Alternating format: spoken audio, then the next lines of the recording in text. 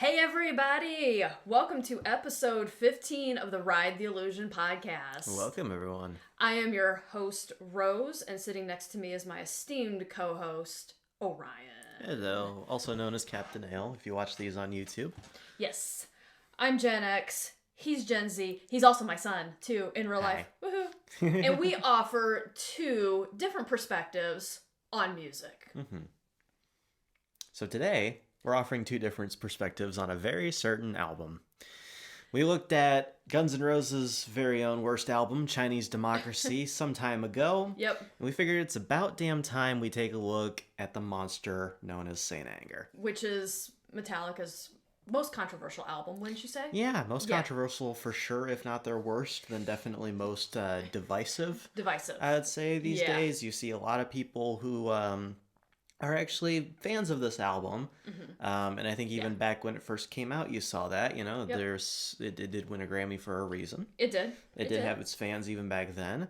But at the same time, it's also their most universally hated album for certain. And for a variety of reasons. Some of which we're going to go over on this episode. Absolutely.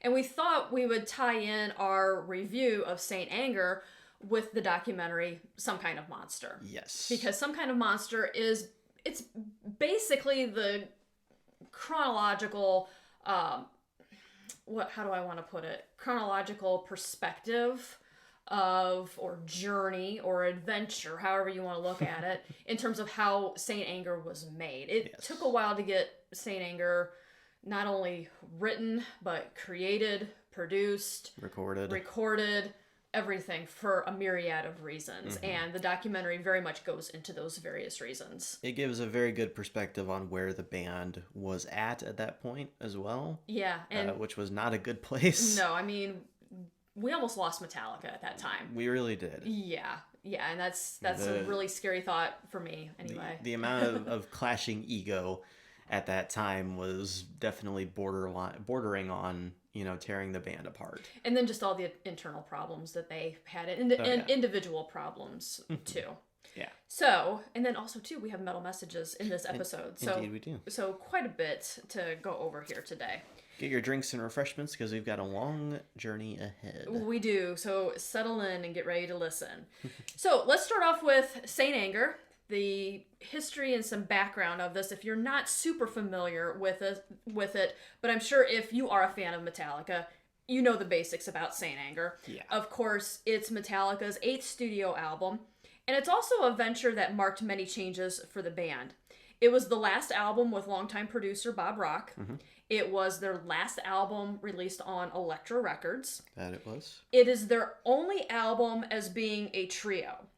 Bass player Technically, because bass player Jason Newsted left the band in January of 2001, and Bob Rock, he did all of the bass parts. Yep. The album was completed when they hired Rob Trujillo. Mm-hmm. It is their only album without any guitar solos. Yep. Not one guitar solo whatsoever. You could make an argument for some lead parts, but there aren't any solos. Yeah. We'll talk about some... There are some songs that could definitely benefit from having solos, which we'll talk about as we go through here.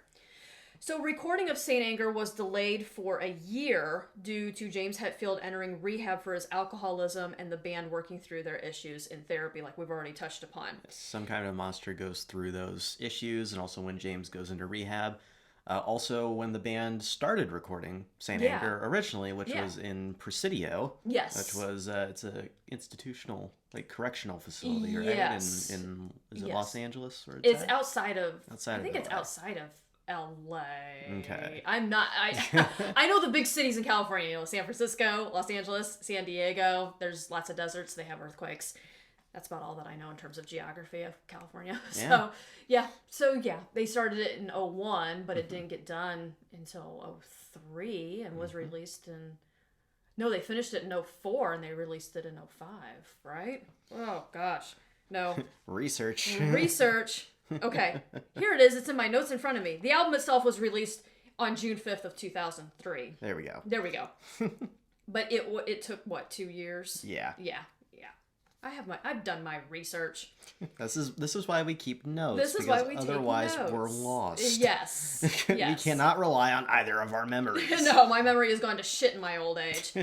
So the album was released on June 5th, 2003. It was supposed to be released June 10th of 2003, but it was released 5 days earlier due to peer-to-peer file sharing networks, meaning Napster. And fears that the album would leak early on the internet. Yep.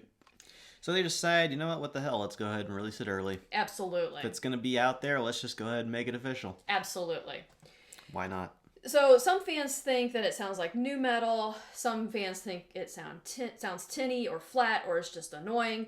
Other fans applaud the band for being open about all the internal problems they were having and the changes in their sound. Mm-hmm. So it seems like, as we were mentioning earlier, Metallica fans are in one of two camps. You either love it or you hate it, with really no meh.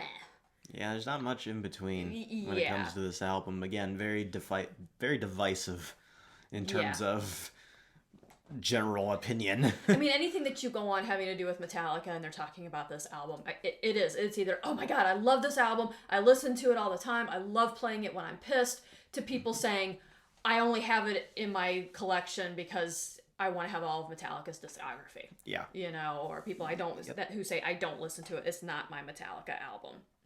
So the song St.Anger, off of the album, won a Grammy Award for Best Metal Performance in 2004, and the album itself has sold approximately 6 million copies worldwide. Still pretty impressive. I think that's pretty impressive, actually, for an album that created a lot of controversy, created a division within the camp of Metallica fans. To sell that many copies, that says something. Yeah. So when it came to the review of the album, I just want to make a note here. We listened to the original album itself. Mm-hmm. There are remakes, remixes, all kinds of variations floating around on YouTube, many of which we have heard. Mm-hmm. This is all kinds of people that have gone in and done their own takes on like what a quote-unquote remastered or revised St.Anger would be. Yeah. Some of them are pretty good. Some of them are. You know? Yeah. But obviously for this, we had to go through and listen to the original album. Yep. As is, first release. I think there's been a remaster that Metallica did officially, but I think so. We didn't listen to that. Nope, we didn't. It's just the album as it was shipped. Yeah. So we had a listening party where we went through this album together. We tossed around thoughts, we wrote up notes, recorded reactions, and suffered together. Yep.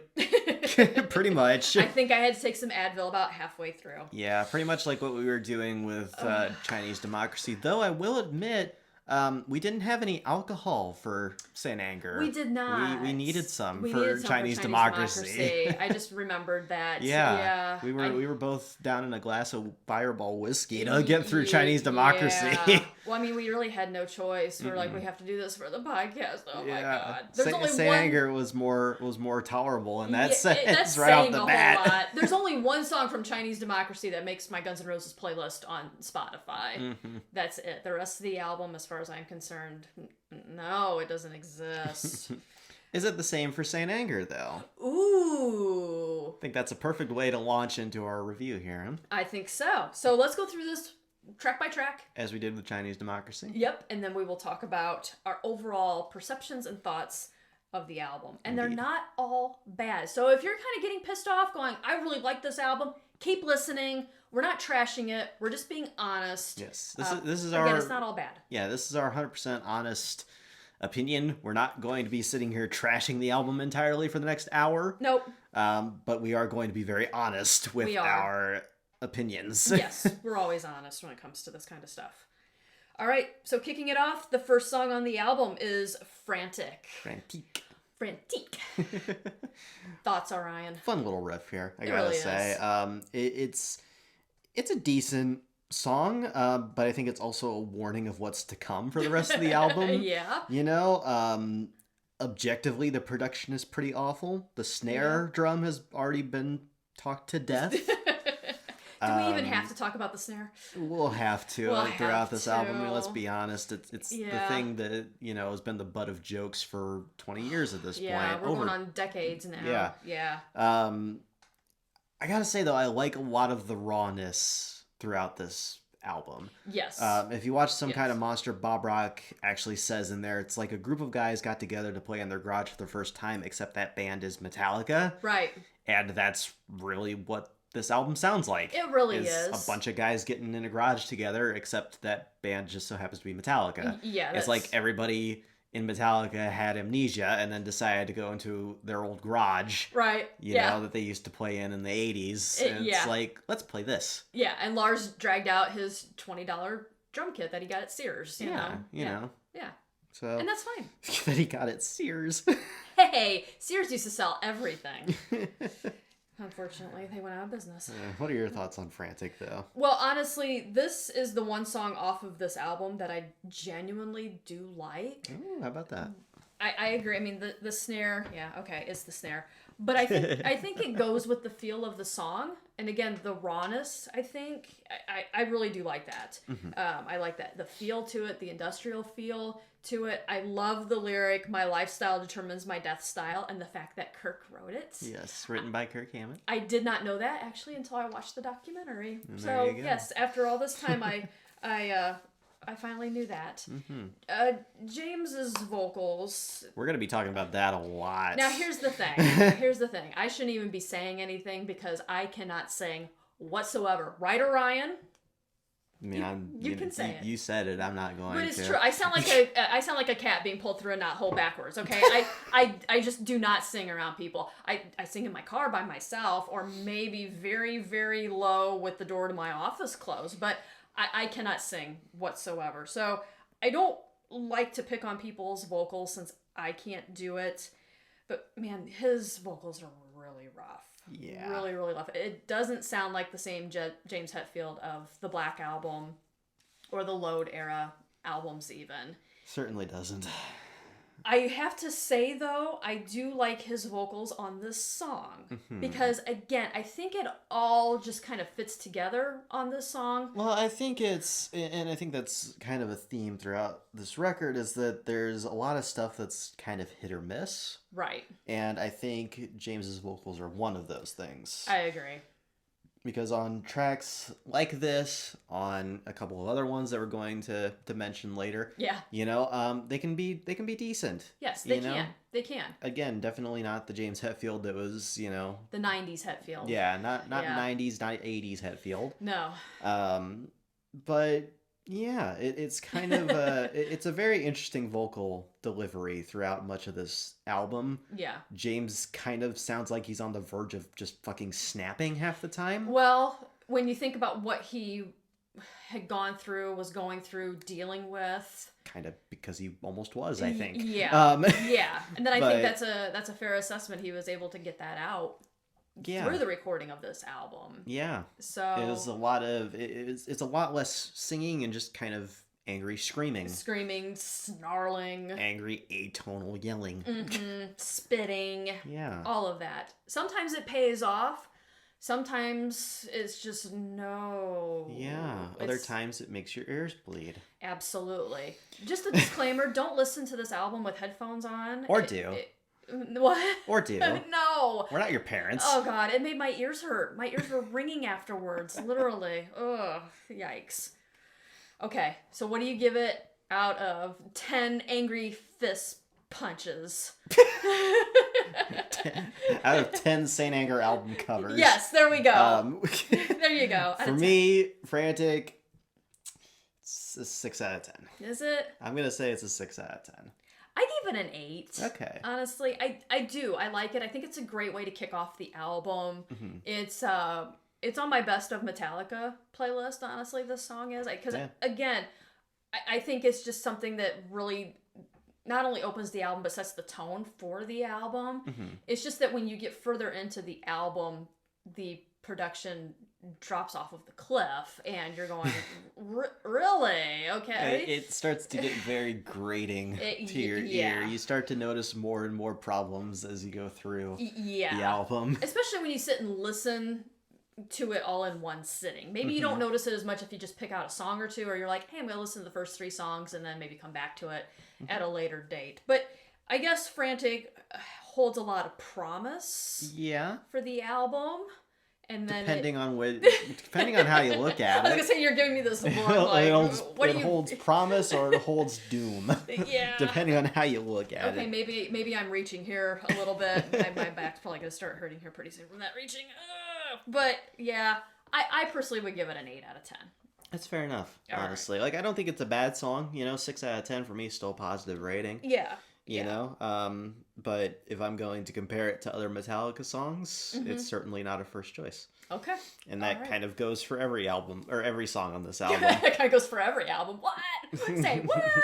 Freudian slip. All right. So track 2, then. We have our title track. The St. one Anger. that won a Grammy. Yes. St.Anger. Yes. The drums sound particularly funky in this song. Yeah, his trash can collection is growing, dear Lars. It's like they accidentally picked up some of the snare ring on a microphone, snare ring, not snaring, Okay. on a microphone halfway across the studio and decided to use it. It's like that weird echoey type sound where I kind of think it may have almost made me think like there was something going wrong with my headphones. Yeah. I guess you could say. Yeah. Weirdly enough, I kind of dig it though. Because there's just like something about the industrial clanging going on in the background. Yeah. It just like it adds something. Like, wow, this song was made in a factory. It sounds like metal ping pong balls bouncing around in a dryer on high speed. That's all I can think of. Like if you take a bunch of metal ping pong balls, throw them in your dryer, don't put any dryer sheets in or anything like that. Set it to cool because you don't want to get the metal too hot, and then just let it go.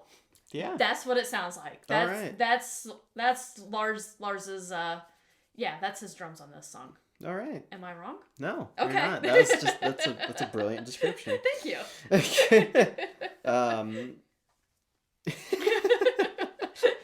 Yeah. No. There's just it's enjoyable. I think when the song is going fast as well, it's quite enjoyable. Yeah, I would agree. But anytime the song really slows down, or when there's vocals, because James's vocals are not very good on this song, it's where it falls apart. Yeah. It also is too long. That's my biggest critique which of this is song. another theme that you'll see throughout this album. It's a pretty typical sin of Metallica, doing songs that are a little too long. Yeah. But songs on St.Anger seem to be particularly bad about that. Well, the thing with this song in particular, it gets really repetitive. Yeah. For me, so it makes a long song seem even longer. Mm-hmm. Now, I agree. I think it's kind of a catchy song. There's times when I listen to it that I will kind of like hum along with it. Mm-hmm. But after a while, I will sit there and go, is this song over yet? Is it over yet? No, It's not over yet. Because again, Metallica gets into that habit of kind of repeating things. They even do it a couple times on 72 Seasons. I have to say that. Yeah. The title track on 72 Seasons. Crown of Barbed Wire. Yeah, those songs could have had a couple minutes chopped off. Just my opinion. Need I remind you that the title track here is over 7 minutes long. Way too long. And it probably could have been done in 5. Probably. I don't think we needed an extra chorus. I don't think so. Or verse, or whatever they want to call it. Yeah. And James's vocals, when he sings I Need to Set My Anger Free, he is just so flat and out of tune. There's no passion there. I would think that somebody would say singing I Need to Set My Anger Free would be almost tortured. I need to set my anger free. Something like that. Yeah. But instead he sings it as I need to set my anger free. Need to set my anger free. It's flat effect. There's nothing there. He's either like showing not much emotion, or he's sounding like a creature. Set it free. Or maybe a cat that's like stuck. I don't know. It's not it's not comfy. It's not comfy. It's not comfy. It's not his. A lot of things on this record are not comfy. Yeah, you almost feel like you've sat on a nail at times or something. Yeah. So, what would you give this out of 10 St. Anger fists punches. We'll get there. You got however many fucking tracks are left. You got chances. Oh no. It's a 5 out of 10 for me. I gave it a 6 out of 10. It's okay. There's It's parts of alright. it I enjoy, but Yeah. boy. It's not always an easy listen. I have to say, the whole time when we're kind of like just making noises, we're making faces at each other. Yeah. Just grimacing, just kind of in pain a bit when trying to talk about these. So Yeah. the silence is us going Squirming at the memories. Squirming. Experiencing St.Anger PTSD. Absolutely. I think we did that in Chinese Democracy's episode a few times too. I had PTSD Just- for at least a week after listening to that fucking album. Yeah. Oh my god. Yeah. No. Traumatic. Ugh. I think I had to go put Appetite on. Yeah. Play it for a while after I listened to that album I because I just Definitely threw Ride the Lightning on after we listened to St.Anger I did that day. too. I listened to Ride the Lightning Either- for like 2 days after this. Either Ride or 72 Seasons after we listened to this album. Yeah, just to like cleanse your musical palate. Mm-hmm. All right, track number 3, Some Kind of Monster. Indeed. Which is the name of the documentary. Yes, it is. And also inspired the name of this episode. Absolutely, yes. It's a good title. It is. It is. No, it is, definitely. I like it. It'd be a good book title, too. Yeah. So, I gotta say, the making of this song is probably more interesting than the song itself. I would agree. Because actually. because the way they went through and came up with, like the name and everything like that, it's like, okay, we're kind of like building something here with these lyrics. What are we building? Yeah. And James like, some kind of monster. Yeah. Some kind of monster. That there you part go. I thought was really intriguing. Yeah, in the which is documentary. just I love seeing the making of songs in general too. Me too. And there's a lot of that out there with Metallica, thankfully. Yes. But yeah, it's just very interesting to see how this all comes together. Mm-hmm. Oh yeah. Especially with St. Anger, they took a kind of different approach to recording things. Right. Everybody, it was a bit more of a team effort. They all wrote. Yeah. Lars drew pictures, but they all They all wrote. wrote. They all came up with different chords and I absolutely love seeing the creative process where you start off with literally nothing and then somebody comes up with a lyric or a guitar riff or a certain pattern of rhythm on the drums, or I've even heard bands where somebody comes in and says, I've got this title. Yeah. And then somebody else says, oh, I've got some lyrics that could go with that. And Yeah. then the guitarist comes in and says, hey, what do you think about this riff? And just boom, a Yeah. song is born. It's just, to me, it's absolutely fascinating to watch that. Yeah. Yeah. No, it's really cool. Yeah. Going back to the song itself, Yeah. um, He's making a face. it's way too damn long. It is way too fucking long. Let's just get to the point here. We talked about St. Anger being over 7 minutes. This is over 8. Yeah. I think And not really anything happens for the first minute of this song. I think actually this song would be better. Okay, 2 ways it would be better. If it was probably 3 minutes shorter, and if the snare was different. If it was lower, if it was mixed in better, if it wasn't so prominent. Well, I do have one good news for you. Yeah. The single version of this track is shorter. Is it really? Yeah. Is it mixed any better? No. No. But it does cut out some of the intro. The intro's too long. Gets to the point sooner. Yeah, the intro's way too long. It cuts out that weird fucking ending. I don't even know if I remember the ending. Just like that little, like they reach the end of the song and then you just hear that guitar play like. Oh yeah. Pong. Pong. Yeah, just It's cut that just shit like- out. Oh my god. Like I don't know why they needed that stuck on the end. It kind of reminds me of those rambling songs from the 70s where you would have like a really long guitar solo. Well, there's no solos in this song. A really long drums solo. Okay, let's just put it this way. It's something that Axl would call something very 70s. That's just way too long. Just goes on and on and on and on. Yeah. Yeah. I like the guitars on it though. Yeah, no, I like Yeah. the riff. I do too. I don't like it for 8 minutes. I don't either, and I but don't like James's vocals. No, vocals hurt at some points. Yeah, The thing is with this song is like it's for me as a guitarist, it's more fun to play than to listen to. Right, and see, you're gonna have that since you're a musician. Yeah, because it's a good, just kind of simple, bang it out type of riff. Yeah. It's simple but not, because like the main riff of it is not hard at all. Okay. But then you get into the notes in between. Yes. That were fucking with Kirk. And it's like, wow, no, that's actually pretty fucking interesting.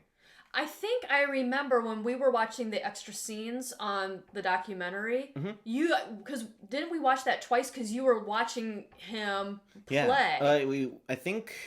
I'm pretty sure we watched it twice, but it's just like because you were kind of fascinated in the sense of, so that's that's how he was doing that. You play that. It's just like it was a very fun song to figure out. Yeah, because it's a very simple riff, but it's also very like atypical. Right. I'm going to pause the recording for just a second. I'm going to grab my guitar. Okay. Because I need to like sound this out. I need a guitar in my hands for this. We'll be right back after this short break. This episode of Ride the Ocean Podcast sponsored by Whoop Ass in a Can. Open one up on your worst enemy today. Welcome back. But so the main riff for Some Kind of Monster, right? And then it goes into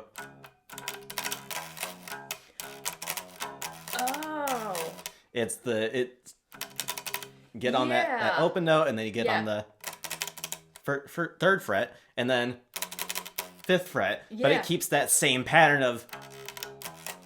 So it's very oddly complex while also being simple. But so it ends up being really fun to play once you get it down. It kind of gets into what I call the scrambling eggs thing. Yeah, watching you do that. And it's like, I can understand why the notes in between were fucking with Kirk, because they fucked with me too. Because it's not like it's not a typical rhythm, right? That you would be used to playing, unless you're James Hetfield and you come up with it. Well, yeah. I that part of the documentary, actually, it's viewed under extra scenes there on the DVD that we have. But I thought that was really interesting to watch James teach Kirk. Oh, absolutely. And Kirk is like sitting there literally watching him play with his eyes really wide. And Kirk, of course, is a phenomenally talented guitar player. He's in my top 5 of guitarists. And to just watch him and then him trying to copy James, but also getting frustrated. It was really interesting, I have to say. Not that Kirk was getting upset, but it shows the leadership of James though, throughout Metallica, like just being able to, it's like, okay, here's this riff, let's sit down and let's go through it together, and being very patient. He was very patient. Kirk, it was a really cool moment. It really to was. See in those extra scenes. It's like, oh wow, the band is healing type of thing almost, because you get to see that. It's like, oh yeah, they're having a moment. they're being those brothers in music. In that sense. Yeah. So to me, that scene that was very interesting, and of course Kirk's like, I got that part, and then he's going, it's the notes in between that are fucking with me, and you could tell he's frustrated, but at the same time he's not bitching at James about it or laying his guitar down. You could tell Kirk is thinking, this is really fucking cool. Mm-hmm. I can't fucking get it. Yeah. Yeah, so, exactly. But when you have two incredibly talented guitarists working together like that to create this song. And the guitar riff is fantastic. Yeah. Very, very simplistic. Right. But just really cool. Yeah.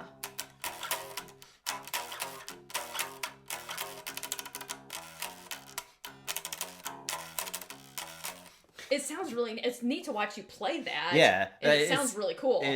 It's cool. What can I say? I mean, again, for 8 minutes, I don't like it. You don't know. I don't like it for again, 8 minutes. It's too long. I need to go in. Especially the. Like, I don't. Right. That riff is really fucking boring. Yeah. Well, it's very repetitive. Yeah, it doesn't develop in any way. It just kind of stays there for a while. It's kind of flat. It's the whole thing again. Ears. It's the whole thing again of justifying the song's length, and Some Kind of Monster does not. Yeah. I need to actually go in though and listen to the edited version. I have not listened to that. I take it it's on YouTube. Yes. Okay. The single version is just better. Okay. It's just better because it trims the fat. Absolutely. And that's a massive help to this song. Because it is this song is definitely bloated. Let's put it that way. Yeah.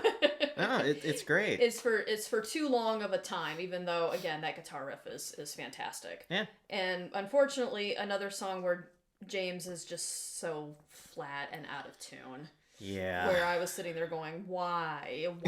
You've got this great guitar riff, and then enhance it with your vocals, or let it cradle your vocals, like Metallica has done so much in the past. Yeah. But James's vocals are just like a wet pancake. They sound really bad. And again, I hate to say this because I can't sing, but that's what I thought of. I just thought of a really soggy pancake listening to this song. It's quite a description. Well, that's what popped into my head. Okay, so we have to say, yes. What is it out of 10? For me, it's a 4. I give it a 3. You give it a 3? I give it a 3, personally. I think the thing for me is just, like, I know there's a better version of it. So, like... Well, yeah, that's true. Not hearing that here is like... Oh my god, why? Well, see, that's why true. am I forced to listen to the inferior version? Yeah. Well, for me, what saves this, again, is that guitar. Yep.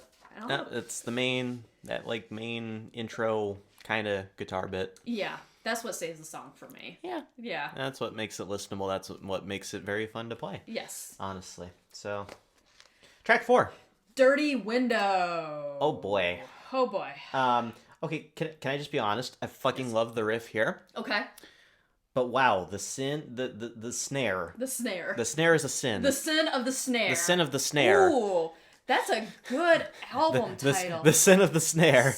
Sin of the snare. It's at an all-time low. Okay. The sin is at an all-time high. The quality of the snare itself is at an all-time low.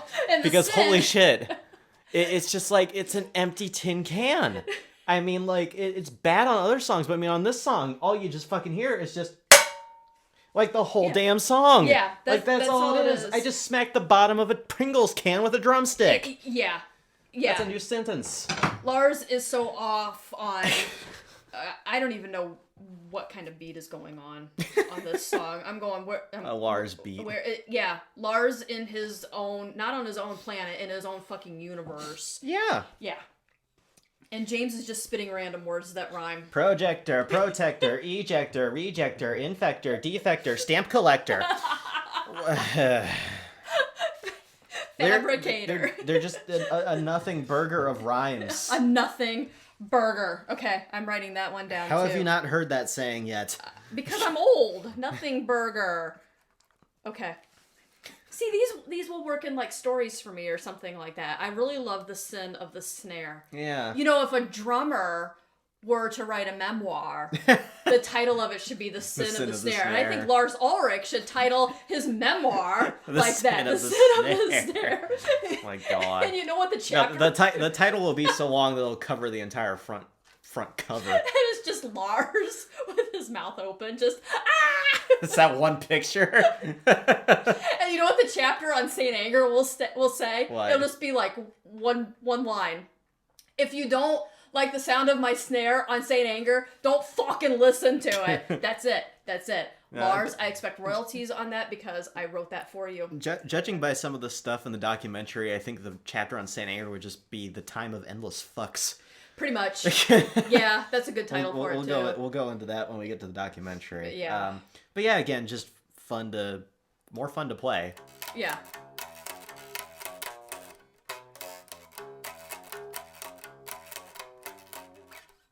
It's in there somewhere. It's in there somewhere. You'll get it. There's the tuning.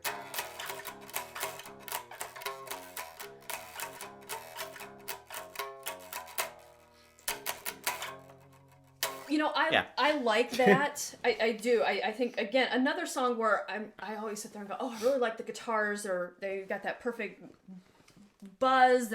I think the mix on the guitars is decent. Mm-hmm. Okay. The arrangement, though, again, hit and mix, hit and miss, even. To me, the arrangement is just like random copying and pasting from Pro Tools. Yeah, that's just all. And the vocals. That's a lot. That's what I felt like with Some Kind of Monster. It was honestly they just like they recorded these sections and just went nuts with Control C, Control V. Yeah, I mean, all I can think of is in the documentary where they've got everything up on the big monitor and Lars just pointing, going, that one. And this one, and that one, and that one, and that one. Yep. Cut that the fuck out. Yep. That one and that one. I mean, that's what I can think of when it comes to certain songs, and Dirty Window is one of them. It just does not flow at all. I'm very glad that the guitar tone is not as farty on this track, it's though. Not like as Some farty. Kind of Monster, yeah. It was very farty. Really, though, to me, Dirty Window sounds like something that you, as musicians, you would just fuck around on for a week. Yeah. And then toss it into the reject pile with the other tapes. Or turn it into something else. On a different album. Yeah, potentially. You know, musicians are like writers. Or just turn it into a new song. Take that riff and turn it into a new song. You know? Musicians are like writers, and well, I mean, a lot of musicians are writers, but I mean, writers who write books. In the sense that they always have ideas that they can pull from. Yes. You write something and then you put, like I say, I always like to put it in a folder to marinate. And then I'll pull it out 2 months later and be like, well, maybe this could be a different story, or maybe I could do this. I've done that with lesson plans for teaching. Yeah. I'll throw something in my one folder and then pull it out and say, this would be perfect for this class that I'm teaching here. There you go. You know, and that's what this song reminds me of. Yeah. That somebody would say, hey, you know what? Let's take this riff from this song that we've been fucking around with for 15 years and put it with here. I mean, all bands do that. Indeed. Yeah. And what the fuck is this? I shit, by the way. I don't know. Like, what the fuck is that? I don't know. I don't know. I think it's just like Bob Rock said, put something there. I don't think even they know why they did it, because there wasn't a part in the documentary that was like the making of that and the reasoning for that. The reasoning for that, yeah. Why? I don't know. It's like nailing Jello to the wall, I think, when it comes to this song. Yeah. That's a word for it. So nailing Jello to the wall. Nailing Jello to the wall. All right. Yeah. Yeah. Stick it there and watch it jiggle. All right, so out of 10, St.Anger fist punches. I'm getting there. How many would you give it? 6.5. For Dirty Window? Yeah, I like the riff too fucking much. Okay. Well, you're the guitarist, not me. I guess I just thought since we spent all this time. I gave it a 3. I still really like this song. I gave it a 3. So, okay, there's something off here with me. I like it, especially because they started playing it live again. Oh, do they? Okay. And the live version is so fucking good. Is there one on YouTube that I could watch? Like, yes. From last tour, like from last year, I guess I should say. There's one that they did for the 40th anniversary concert, actually. Oh, okay. That is absolutely phenomenal. I need to. Okay, I got to make more notes here on my notes. Yep. Go listen to Metallica. I don't need to be told to do that. 40th anniversary live YouTube. Okay, notes on notes on notes. See, after every single podcast episode, I always go up to YouTube and there's stuff that I put on my watch later list. Yep. So, okay. Number 5. Invisible Kid, never see what he did, take a shit on the grid and smile. Fun fact, this song is in drop A tuning, which is the lowest Metallica has ever tuned. Is that why the guitars sound like they're being strangled? Probably so. Yeah. It also feels like a fucking demo. It feels like James fucking around trying to find a vocal melody. Yeah. And James, I love you, but man, these vocals are fucking awful on this song. Holy shit. They are. Like this is the worst track vocally for me. Yeah. I can't fucking stand it. It's hard to listen to. I don't like the riff either, honestly. The opening is great for headbanging. Sure. I mean, you were headbanging. Yeah. You know, but then Was it this song? it was, and then it was the first 30 seconds, and then you sat back down. Then you were just okay. meh. Yeah. And then the snare kicks in. Yeah. It's like Lars is taking a hammer to sheet metal. Yeah. And the tempo is just all over the place, and I just. And I have a question for you. Yes. Why the fuck is this song almost 9 minutes long? I have no fucking clue. Again, it's way too long. Again, it's way too long. But it's so repetitive. Again, a theme on this album. Yeah. You just give me this look like, yeah. It's just another track that could have been done in like 4 minutes. Can I play devil's advocate here, though, when it comes to this? Sure. Okay. So the song is very repetitive, and it's very long. The snare, it sounds like sheet metal. You're not playing devil's advocate yet. Okay, here I am. Okay, let me get to the point. All right. Okay, when you're dealing with a lot of negativity, anger, frustration, depression, the loss of a band member, all of this shit. So what do? What are your thoughts like? Mm-hmm. You ruminate. Yeah. You go over these feelings over and over and over again. In some cases to try to figure out where the fuck you went wrong. Yeah. Or why it pisses you off so much. Or why you feel so sad. And that can be healthy to a certain degree because you're trying to figure things out. Right. But then it sometimes keeps you in that frame of mind and nothing gets done. You just literally are circling around and around and around and around. Yeah. And somebody with depression who deals with this, I can completely understand that. And that's what happens with this song. So in a sense, I think it's kind of good because obviously they're dealing with some things. Mm-hmm. But then at the same time, I also am thinking, will you get to the point and get done with this? And I'm even like that with myself when it comes to certain things where I literally say to myself, shut up, stop it, stop thinking about this, change your thought pattern. It's good for maybe the first 60 seconds and then it falls off the proverbial cliff. This song does. Yep. But who knows? Maybe the band was feeling that way when they wrote this song. Maybe so. So it's just the time and place they were at when they did this, you know? So there is speculation that this song is about Jason Newsted. But if you go in and you read the lyrics and I never thought that. Well, there's still speculation about that to this very day, but if you go in and you read the lyrics and there's an interview with James out there floating around, a little snippet from him. I think this song is actually about James and his childhood. Yeah. Competing with everything that he was dealing with in the band at that time. That's kind of always how I thought, how I perceived the lyrics. Yeah. Because it makes a bit more sense to me. Yeah, especially when you look at James's childhood. Yeah, well, I mean, like, if you think about even just, like, the title of this track, you think about Invisible Kid. Yeah. I would not personally describe Jason Newsted of all people as an invisible kid. No, me neither. I mean, maybe Metallica was trying to make him the invisible kid. I don't know. That's what some people say. Yeah, maybe that's the interpretation. Yeah. But me personally, no. I think it's very much about James and him literally being an invisible kid. And the way his home life was. Well, and he talked a little bit about it in the documentary. His brothers were much older than him when he was born. Yep. So he was kind of sadly an afterthought. Yeah.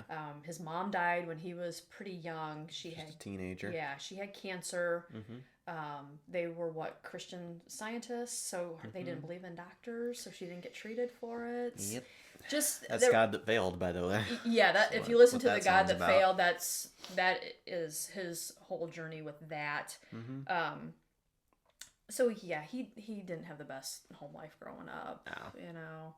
So I think it's just a matter of him still dealing with all that. So he was in his early 40s there, still dealing with all of that. Yeah. And also at the same time, he's dealing with addiction problems, and also he's dealing with his band pretty much falling apart. So I can't imagine everything that James was going through. Honestly, at that time, he was not a happy time. No, he was dealing with so much, and to read an interview from just a year ago where he talks about how he has worked through a lot of that stuff. He's dealt with a lot of things. He goes, I dealt with my religious upbringing and things like that. He goes, there's things that I finally understand now. It makes me so happy. Yeah. I'm so happy to read that, that he's made some amends with things, and he's kind of, he has solved a few things in terms of what happened and why, and things like that. So that I'm really happy to hear that. You're your own puzzle to complete. I like that. Yeah. So out of 10 St.Anger fist punch covers, how many did you give it? It's a 2 out of 10. It's a 2? It's a 2. I gave it a 3. Okay. Because of the lyrics. Yeah. Honestly. And it's one of the few songs on St.Anger that does actually have something to say. I will say, lyrically. I think if you took the lyrics and completely changed the music around it and made it shorter, kicked up the production, made the vocals better, I think it could be a good song. So changed everything that's wrong with this fucking album, basically. That can apply to every track. But the lyrics are really good. Alrighty, track 6. Oh. My World. Oh my god. Orion. Huh? Can I ask you a question? Sure. What are the odds of our 2 favorite bands having a song named My World, and both versions are terrible? Hey, now, that's your opinion. Hey, now. Personally, I think My World is a fantastic song. Are you serious? Are you serious? I'm slightly... Okay, Metallica... Guns N' Roses' My World fucking sucks. Well, everybody agrees with that. Metallica, My World... I'm gonna be honest, I like it. Do you really? Yeah. Do you really? It's one of my more favorite riffs.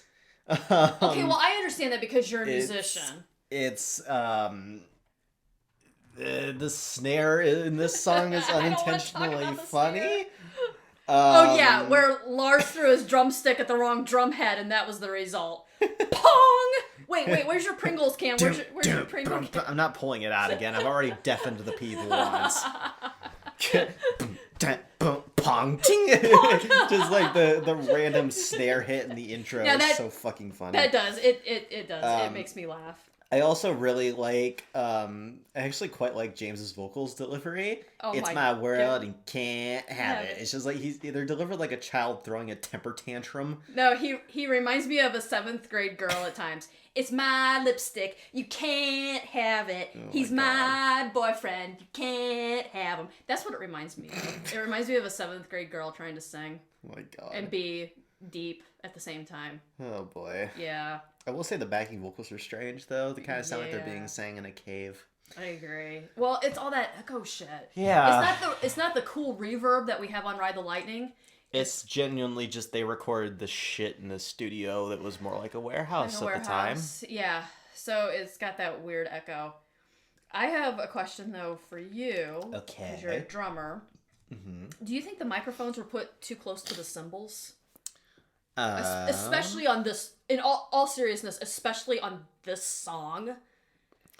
I don't really notice a problem with the cymbals myself when it comes to the drums, but granted, when it comes to the drums on this album, I'm more focused on a certain other drum. I know. Well, we all are. We all are. Yeah. Well, it's just that when... Take a shot every time we say snare. I know. I'm glad we weren't, taking in any alcohol while we did this. Yeah. No drinking games here today for us. Yeah. But you could make one out of this episode You easily. definitely could. We are not responsible for liver failure, damage, and please do not send us your hospital bills, okay? We are not influencers. We're not influencers. Because Damn straight. Because the thing is especially when you listen to it on headphones... When Lars gets done abusing a cymbal, you can still hear the echo from it a minute later. I mean... I think that just lies in the fact that the production on this album sucks. Like, just as a fact, it's just not good. I mean, I understand it's the cymbal probably still crying out in pain, but I mean, I'm just sitting here going, is that still that cymbal just, like, screaming? Yeah, probably so. Yeah. That's all I have for this song. Really? That's it. I mean, That's it. I mean, look at my notes. I mean, they're just like a little paragraph. Okay, yeah, pretty small. Yeah. Yeah, I don't know. This song's kind of always stuck with me. I'm kind of a fan of it. Well, but if you like the riff, though, Yeah, I understand like the that. riffs in it. They're Yeah. I mean, it's pretty maybe simple and repetitive, but it's a fun riff to listen to. It's a fun riff to play for me. See, you have that. I don't have that. Yeah, the vocals are probably like objectively bad, but the way they're just kind of delivered, especially is it in this song where it's not only do I not know the answer, I don't even know what the question is. Like, it's kind of terrible. Yeah, it is. But I kind of like it because it's just unhinged screaming. So when I'm pissed off, that like, yeah, that's really great. Because there's a lot of things in my life, it's like, I don't even know what the fucking question is. Yeah. I don't know what the answer to this shit is, but I'm not even quite sure what the fuck the question is in the first place. I think that's where the just fuck life. do I start? I think that's just life in general. God Yeah. knows I've had those moments. So like being able to scream along with that's kind of satisfactory myself. Yeah. Hi, I have mental issues. How about you? Don't we all? So for me, if you want to know my honest rating, Yeah. 7 out of 10. Really? Yeah. Okay. It's a 7 out of 10 for me. Okay. Well, fair enough. That's how you feel. I'm a 2 out of 10 St.Anger fist punches. Looking at her disapprovingly. Yeah. I'm getting disapproving looks here. So. Yeah. So the Metallica My World is better than GNR's My World. I personally would say so. I think the moral high ground is to say they both suck. But though, I mean, there are people that don't even live on this planet, in this solar system, in this galaxy, that still think GNR's My World sucks. You're probably right. I mean, we could go find a galaxy that we didn't even know was inhabited. Yeah, let me just go ask the residents of Clickton 6. I'm pretty sure they'll agree with you. Yeah, they would. They would.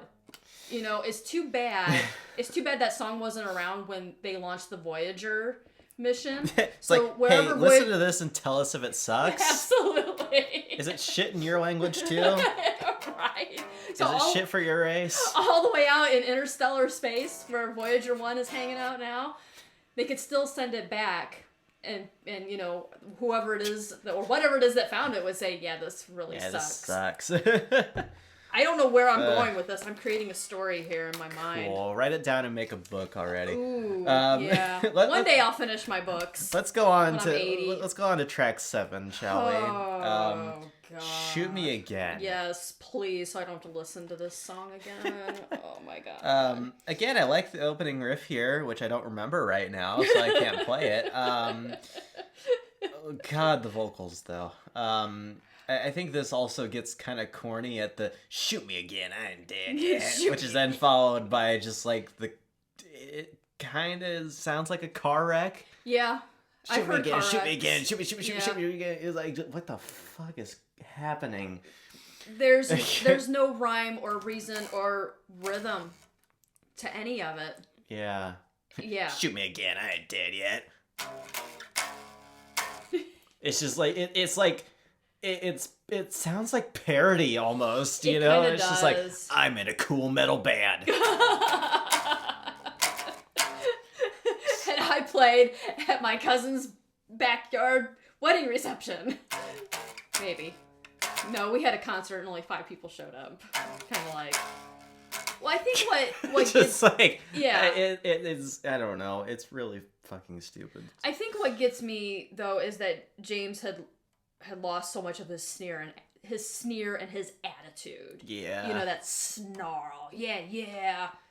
That's it really was, gone, and part of that makes me sad. We were in the transition between, James Hetfield the Lion to Goofy Papa Het. Yes. And yes. These were the awkward developmental years. Yeah. Of that transformation. Yeah. So, we don't get that classic Hetfield snarl, but at the same time, we don't quite get a humorous delivery out of any of these, like how we could find in some of the live stuff from Death Magnetic era. Well, and see, At that time, yeah.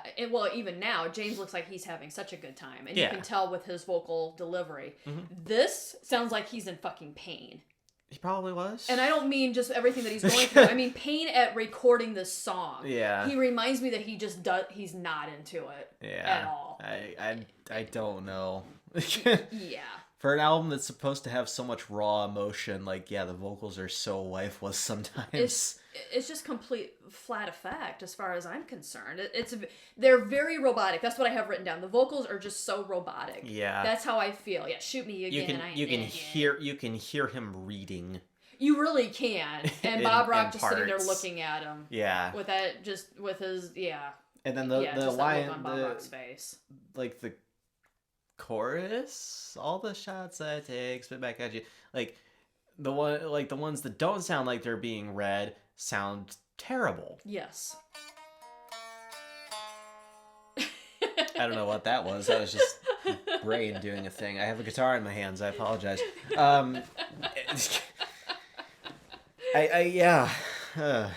So here's something that you said while we were listening to it, and I wrote it down, of course. Uh-huh. The instrumentation is like soup that's cold, and you dump everything in that was left over from the freezer. It's bad garbage soup and so unpalatable. Yeah. Direct quote from you, Orion. That sounds about Yeah. right. I think I remember saying that. And also, the beginning is Matt Hardy ramming someone's head into the turnbuckle on the wrestling ring. Yeah. Yes. Yes, I remember that. While screaming, delete, delete, delete. Well, because it's just like how the drums sound at that point, like it's just bum bum bum da da da da da. It's like, oh my god, can you fucking stop, please? And for any of you wrestling fans out there, Matt Hardy showed up in TNA on Saturday night. Yeah, he did. Yeah, I don't know. Congratulations, Swerve Strickland, on winning AEW World Championship, by the way. While we're on the topic of pro wrestling. God, I'm so happy that Swerve won. And late congratulations to Cody Rhodes for winning the WWE Championship finally. Adrenaline in my soul. St.Anger sucks, but here's Cody Rhodes. So out of 10, St.Anger fist punches. this track's a fucking mess. It's a 3 out of 10. I give it a 2. I probably could have given it a 2 if I didn't at least like the riff. I don't like garbage soup. Yeah, I don't either. Ew. I like potato soup with cheese. So, track 8, Sweet Amber. Sweet Amber. I'm just gonna let you wax poetic on this song. Okay, I mean I have notes, but just go for it, Orion. All right. Put my pick down here. He's got a paragraph. Stop fucking around. He's got paragraphs. Yeah, this is hands down. This is my favorite song on this cavalcade of crap. Cavalcade of crap. Oh, I'm writing that down. Got some badass riffs on here. The snare and James's vocals are more tolerable for some reason. Yes. It's not a masterpiece, but it's certainly listenable. It's got one of the coolest riffs Metallica has ever written, which I can't play properly because I'm not in the right tuning to. Yeah. No, it's amazing. I mean there are some just really fucking good songs here, or really fucking good riffs here in this song. There we go. Yeah, you're good.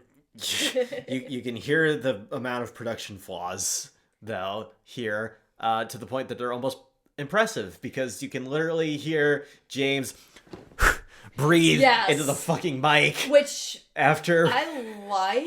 It's part of the rawness. Yeah. But it's just like, how sweet does it get? Like you can fucking hear him exhale. Yeah, you can. Into the microphone. It's like, they had a pop filter on this shit, didn't they? But unsurprisingly though, this song is one of the shorter ones. It's only 5.5 minutes long. Mm-hmm. And it's one of the better ones. It really is. Yeah, it just, like, in general, lyrically, riff-wise, even production-wise in some cases. Yes. In some cases. It's actually better. Just better. It's more tolerable. Well, I look at Sweet Amber, I mean, to me, this is a little gem of a song. Yeah. I really think it is.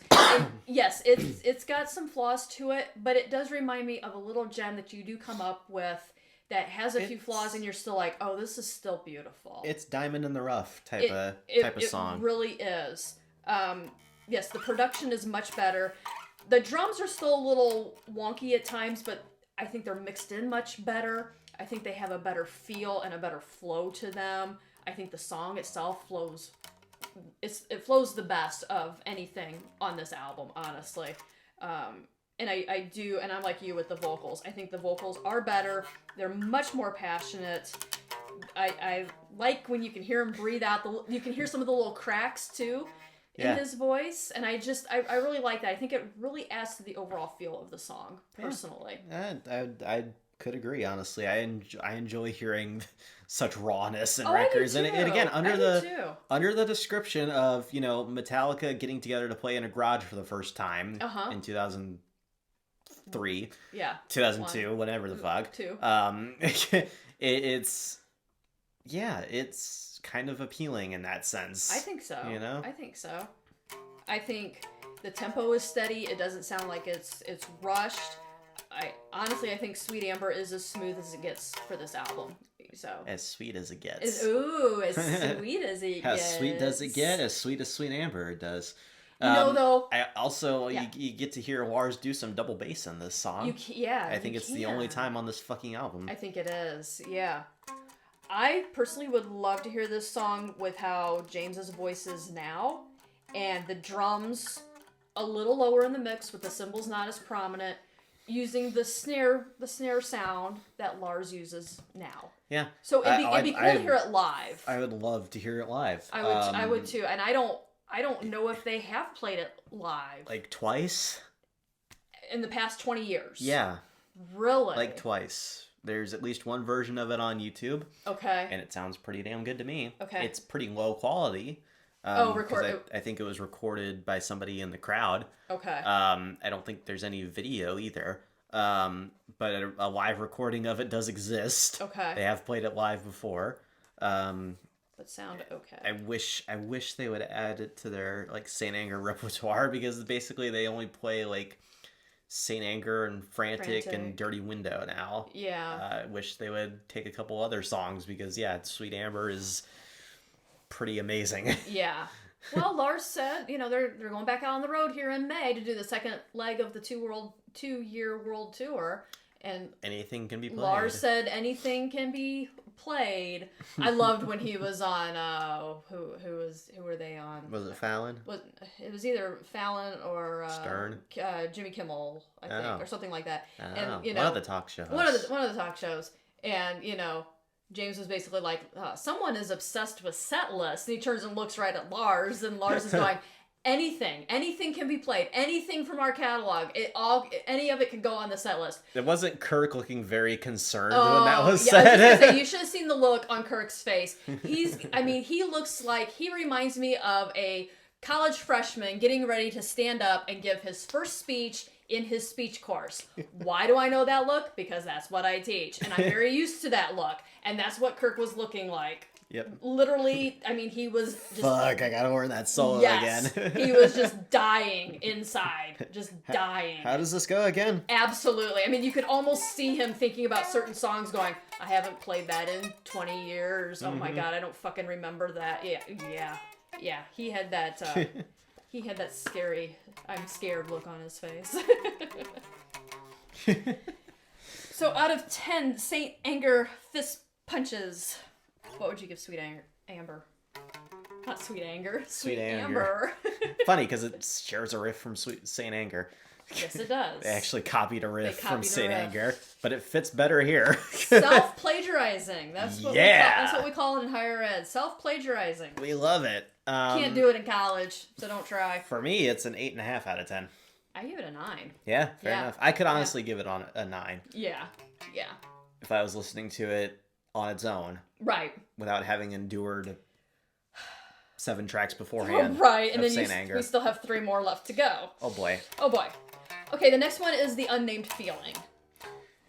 Kind of a ballad for this record. Yes. But one shrouded in much more anguish, frustration, disgust, and melancholy than what you would typically hear from Metallica. Good adjectives. One of the better sounding songs on the record, and I agree. Easily one of the best lyrically. I agree. Even though there isn't much competition on that front.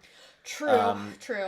The song is 7 minutes long, but it actually feels like it justifies its length. It doesn't feel that long to me. It doesn't at all. It really does not. The Unnamed Feeling is another like kind of gem, honestly. It really is. In this big collection of Metallica's worst. It's actually one of those standout deep cuts. It's kind of like There Was a Time on Chinese Democracy. It's one of those tracks that's kind of varied, but wow, it's actually pretty good. Yeah. That is the only song from Chinese Democracy that has made my Guns N' Roses playlist on Spotify. I mean, I have several, but I really like There Was a Time. And I feel the same way with The Unnamed Feeling. It's just kind of like, oh, wow, this is actually really good. And again, it doesn't feel like it's 7 minutes. I think the mix is much better, and the Trash Can Collection has kind of been muted or mixed better, however you want to look at it as. Yeah, and everything is more balanced. Everything kind of comes together a little better. It's kind of like, they got 7 tracks recorded, and it's like, guys, maybe we should get our shit together a bit more. Yeah. And they started doing a little better with St.Anger and Unnamed Feeling. Yeah, I think you've got I think you've got 2 really good songs in a row here. Yeah. I honestly do. And I to me, The Unnamed Feeling is actually hummable in parts. Yeah. I think it's pretty good. Yeah. Yeah. So out of 10 St.Anger fist punches, how many do you give it?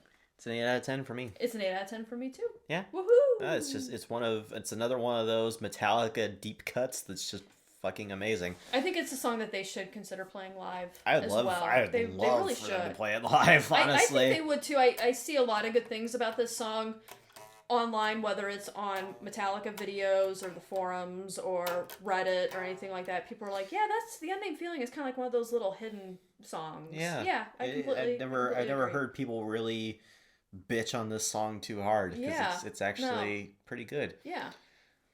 So that being said, it's track 10 time. The trash can is over here if you need to throw up, Orion. Okay.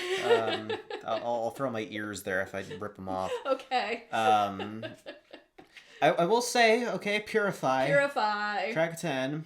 Got a pretty kick-ass riff here to start us off. And then after the first 30 seconds or so, it just falls apart and I die inside. Yeah. The chorus for this song has got to be the most grating and horrible, unlistenable thing Metallica has ever recorded. Yeah. And to quote one of my friends that I showed the song to, these vocals make me wish I didn't have ears. Yeah. To which I agree with them. Yeah. Yeah. It does. It makes you want to rip your ears off. The intro and there's a bit in the middle that's all right as well. But everything else kind of makes you want to rip my hair out. Yeah. And my ears off and crawl into a hole and die. It is so disjointed. It just does not flow. It is throwing Jello at the wall. That's all I can think of. The guitars are so sloppy. They get buried in the mix. The chorus is horrible. Everything just gets drowned out by that fucking chorus. And the snare. That's all I hear. I hear the snare and the chorus. I can't even hear the snare. I just hear the vocals. You don't hear pong, pong, pong, pong, no, pong, pong, I can't even focus on the ping pong anymore. Because James mewling like a dying animal is killing me too much. Yeah, it is. It's painful. Ugh. I did write in my notes, though, the last 30 seconds or so of the outro sounds good. Maybe it's because the song is, like, fucking ending. I don't remember the outro. I just remember the fucking chorus and the opening riff. It's just like, oh, man. I mean, how do you go from... Is that Purify or My World? Whatever the fuck. How do you go from that amazing intro riff to whatever the fuck the verses and choruses are here? Verse, chorus, verse. Verse, chorus, verse. Oh. I wish I'd be listening to that song instead. I mean, it's a good slam dance song. 1 out of 10. I gave it a 2. Why did you give it a 2? Maybe the outro sounds good, but that's about it. And that it's a good slam dance song. You can slam your head against the wall when you're having a bad day. I'd love to. If you're listening to this song. Oh, God. You just look incredibly drained now. I hate Purify so fucking much. Holy shit. I remember when we started our listening party, you were just sitting there going, I'm going to have to turn Purify off halfway through. I'm going to have to turn it off. I'm going to have to turn it off. We're going to have to skip this. We're going to have to skip this song. We're going to have to skip this song. We didn't skip the song. Well, I try to be fair. Yep. Fair is one of the big things that I live by. So I was like, I have to listen to Purify. Speaking of being fair, we also had to listen to your least favorite song off of this record. Yeah. All Within My Hands. Can I make a disclaimer, though? You love the acoustic version. I love the S&M2 version. So does everybody else. I don't like this version. I hate this version. So does everybody else. Because you have great lyrics that need to be sung like how they are in the S&M2 version. Yeah. So the song actually starts off very sweetly in that sense, where I'm like, oh, this is good, could be good. And then, can I have your Pringle can back? How does it start off sweetly? It literally starts off with... But the lyrics, and then you've got that. Well, okay, the guitar is kind of cool. I guess The guitar is kind of cool. and And then pong, pong, pong, pong, tang, tang, tang, and tang, pong, pong, then comes ping, Lars, and we're gonna make fun of him again. Yeah, it just. Oh my god. With the lyrics, tone, and feeling, it should be much slower, softer, with no fucking snare. I think it's like, for me, how Some Kind of Monster is. You know there's a better version, so the worst version just becomes even worse in your eyes. It does. It does. I can't listen to this version anymore. If I want to listen to this version, I listen to the S&M2 version that I have on my one playlist. Yeah. The drums remind me of this hyperactive kid who has found one note on the drums and is banging on it like he's hopping up and down on a trampoline. So Lars' son playing the drums Basically, in Some Kind of Monster. It's Miles playing. Yeah. Yeah. That's it. And the vocals just hurt. Yeah. It's just it's a wail. Yeah. Yeah. Again, from me, like aside, did you just change your rating? I did. I wrote the wrong number. Okay. Yeah. Sure you did. I did. More of you just started talking about it and reminded you how terrible it was, and you looked at your rating and you were like, what the fuck was I thinking? I think I forgot to change it. I think I did. This is kind of a dumpster fire.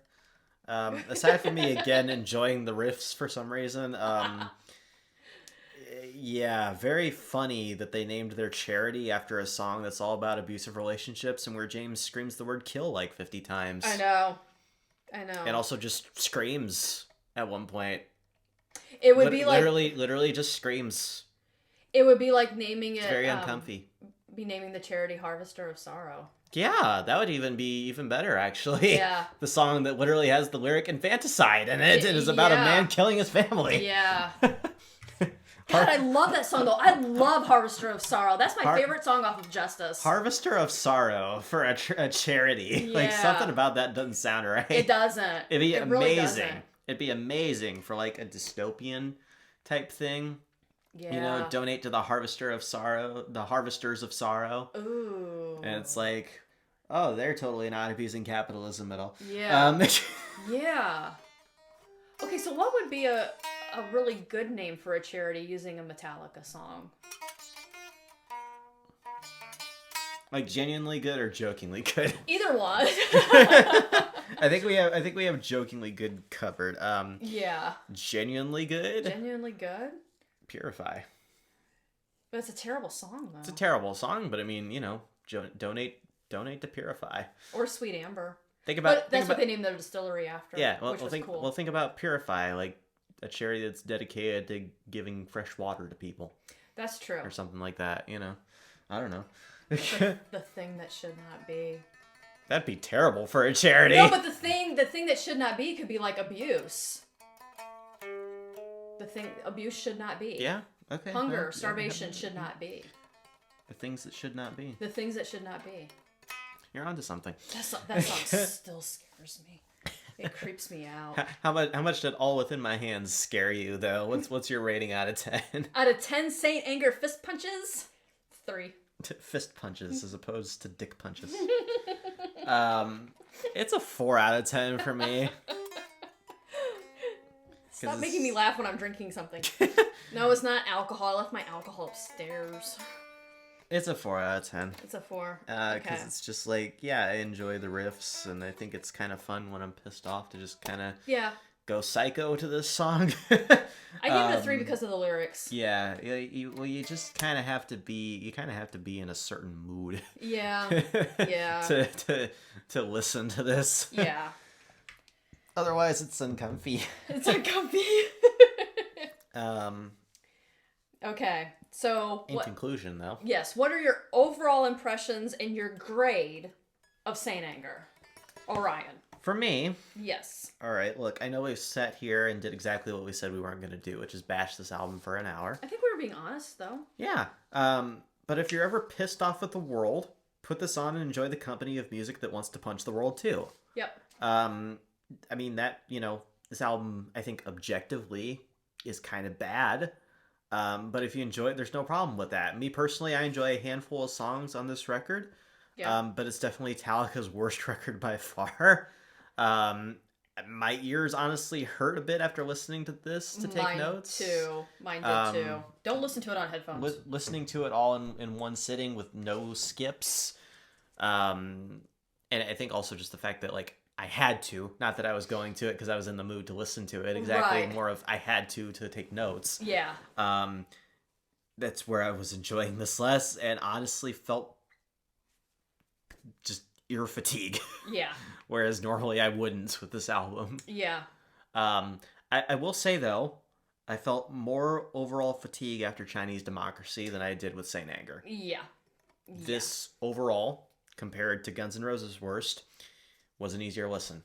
I agree. Because James's vocals are more tolerable. Oh, yeah. Just plain and simple. That pains me. It pains me in the sense of because honestly James's vocals are bad on this album, but it pains me to hear Axl's vocals. Yeah, well, honestly though, like on Chinese Democracy, like there's not a whole lot aside from the production being very muddy on Chinese Democracy. Everything kind of blends together. Yeah. There wasn't really anything in particular that annoyed me on Chinese Democracy aside from Axl's vocals.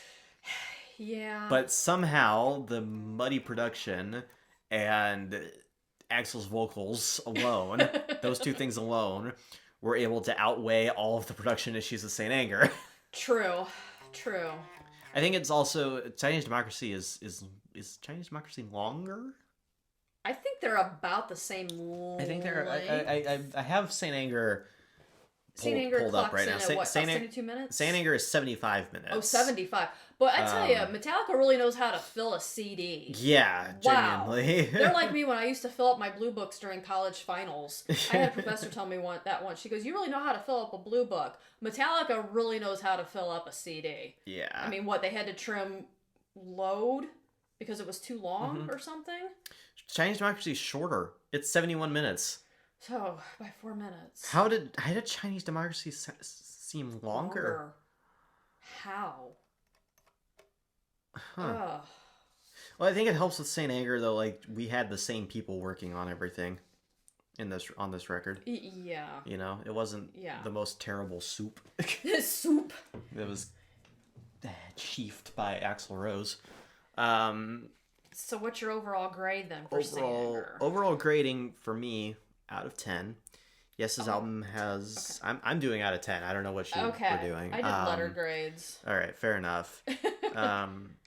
Actually, I'll do out of 100. How about that? Because that's typical like music grading nowadays. They'd score you out of 100. Okay, but I'm old and I'm old school. Okay, so. Okay, fine. Okay, no, go with 100. Seriously, I gotta make some adjustments here on my scoring sheet. For me, out of 100, yes, it has a lot of problems, but there are also tracks I enjoy. So for me, it kind of evens out to a 55 out of 100. It's for me, that's a very kind of like, it's slightly edging towards positive. It's not a negative rating, but it's not overly positive either, because that's just how I feel about this album. If I'm in the mood, I will absolutely listen to this record. Okay. There are songs on this record that I have on playlists. Yeah. But sitting down and listening to it all in one sitting is very hard sometimes. Yeah. I don't know if I could do that ever again, honestly. I think I would rather take songs from it and put on a playlist like I have already done. Because I think just sitting and listening to this whole album, to me, it's overkill. For me, personally. Yeah. I did. I had extreme ear fatigue after our listening party. I just was so ready to listen to something else. Something that both mentally and physically was more soothing, you know. No, I didn't put on Frank Sinatra, okay? I put on Ride the Lightning, actually. I love Frank Sinatra, okay? I didn't mean it like that. Yeah. I just meant I didn't need that. I just maybe to go back to what Metallica used to do. It was kind of like after I got done listening to Chinese Democracy, I had to go listen to Appetite. You know, you need that. You need to remind that this band was good. Yeah, you need that reminder, and then also too, you just need to listen to an album with really good production. I guess is what it is. Well, just something that's more high fidelity and is just like more easy on the ears. Something that sounds good on your car stereo. That was the test back in the 80s. Yeah. You know, you would if an album had good production, even car stereo, it would sound good. Absolutely. You read any musician's book, and they talk about how those first couple of albums in the 80s, they put it to tape, and then every single band member would put it in their car stereo. Didn't matter how bad or good the car stereo was, and if it sounded good, then you knew you had a good album, and that the production was good, and that the mixing held up. Yep. So they probably don't even do that nowadays because, shit. Well, there aren't tape players in cars anymore. Nope. Or CD. Well, I still have a CD player because mine's old. I do too, because I'm an old fart trapped in a youngster's body. All right. So my overall impressions of St.Anger. Some of the things I've already touched upon. There's no let up at all on this album. The songs, for the most part, are too long and repetitive, and the snare never fucking quits. We know that. The guitars, I mean, there's some really good riffs throughout, but sometimes they're just, they meander at times, and then they're just played at Mach fuck, you know? The tempo is up and down and all around just in one song, which... And not in a pleasant way. Not in a pleasant way. And I think Metallica's done in the past. And I think that's what led to some of my ear fatigue. It wasn't all the drums. It was kind of lack of a better term, kind of like the schizophrenic sound. It's just everywhere all at once. Yeah. Yeah. Well, I think that's another like glaring issue with the songs, that songwriting's kind of at an all-time low. Yeah. We just kind of jump in and out of parts of songs instead of, you know, gently crossing the bridge. Yeah. Oh, I like that. A new part of the song. Yeah. It's more of your just fucking thrust. Yeah. You know, with a paddle across your ass. It really Okay, here you go. Move on to the next part. Move on to the next one. Move on. Yeah. Next part of the song. Yeah. Move on. Chorus. Yeah. Bridge. Ending. Outro. There you go. You're done. Of course, they didn't put any guitar solos in the album because that was the music trend at the time. Yep. You know, they were getting away from really long meandering solos or any solos at all. Getting away from the guitar heroics. Absolutely. Of the 80s people and 90s. view that as a dinosaur thing. Oh, that was something from the 70s, the 80s, the early 90s. We didn't want to have that old shit around anymore. Yeah. Well, what it does is it really dates the album. Yep. It locks it into a time frame. And Kirk Hammett, he has said over the years that he does wish that they had put some guitar solos in because he really feels like the album is dated. He has said that in several interviews. Kirk, and it's also shown in the documentary. Yeah, Kirk even said that in some kind of Monster where he's like, I think it just dates it more to that time period. Yeah, it really does. Despite that, they still didn't put any solos in there, so, you know. Well, because Kirk was outvoted. Yep. You know, I mean, in the documentary, he basically sat there and he goes, "Can I just say something?" He goes, "I think this is bullshit." Everybody listened to him. Well, or everybody, let's look at it this way. Everybody looked at him, nodded, and then turned away. Yep. You know? Everybody heard what he had to say. They heard it. They didn't listen. They didn't take it in. Yeah. And they turned away. Yeah. So I miss the guitar solos at times, and some songs that I think would benefit from a solo would be The Unnamed Feeling, Sweet Amber, Frantic. I think all within my hands. I think those songs would be ones that would benefit from solos and would make them better.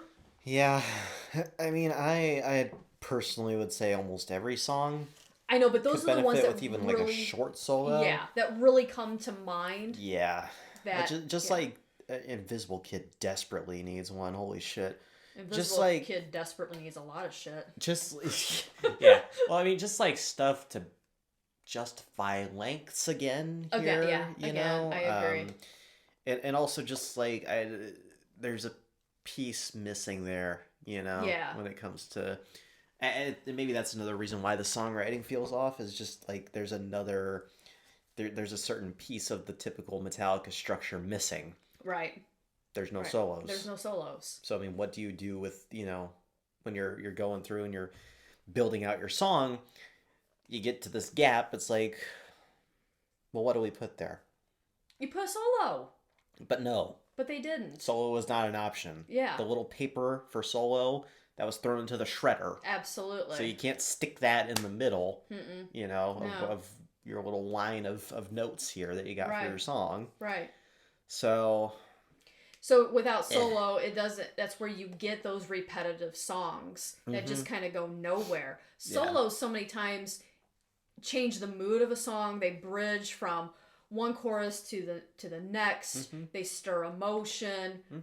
There's just so many There's things so that much. yeah, there's so many things that a guitar solo does. Yeah. And when you don't put in solos, you get what you have on this album. That's why there's a reason that metal went back to guitar solos. Absolutely. After like the early to mid 2000s. 2000s. Yeah. You know, because and it why needed it. why some genres never stopped doing solos. Right. You know? And I'm not saying that every single song has to be like Led Zeppelin and you have a 5-minute solo in it, or No. you don't have to be Inagata or anything like that. Yeah, well, I mean, But I think it's you like need that to build your song. It's like on Load, the song "Wasting My Hate" doesn't have a solo. Yeah. I think it's still a fine song. I think it's still a good song. You know? Absolutely. Yeah. So I mean, does everything absolutely positively need a solo? No, but if you can mix them in there, sometimes it's kind of nice. Yeah.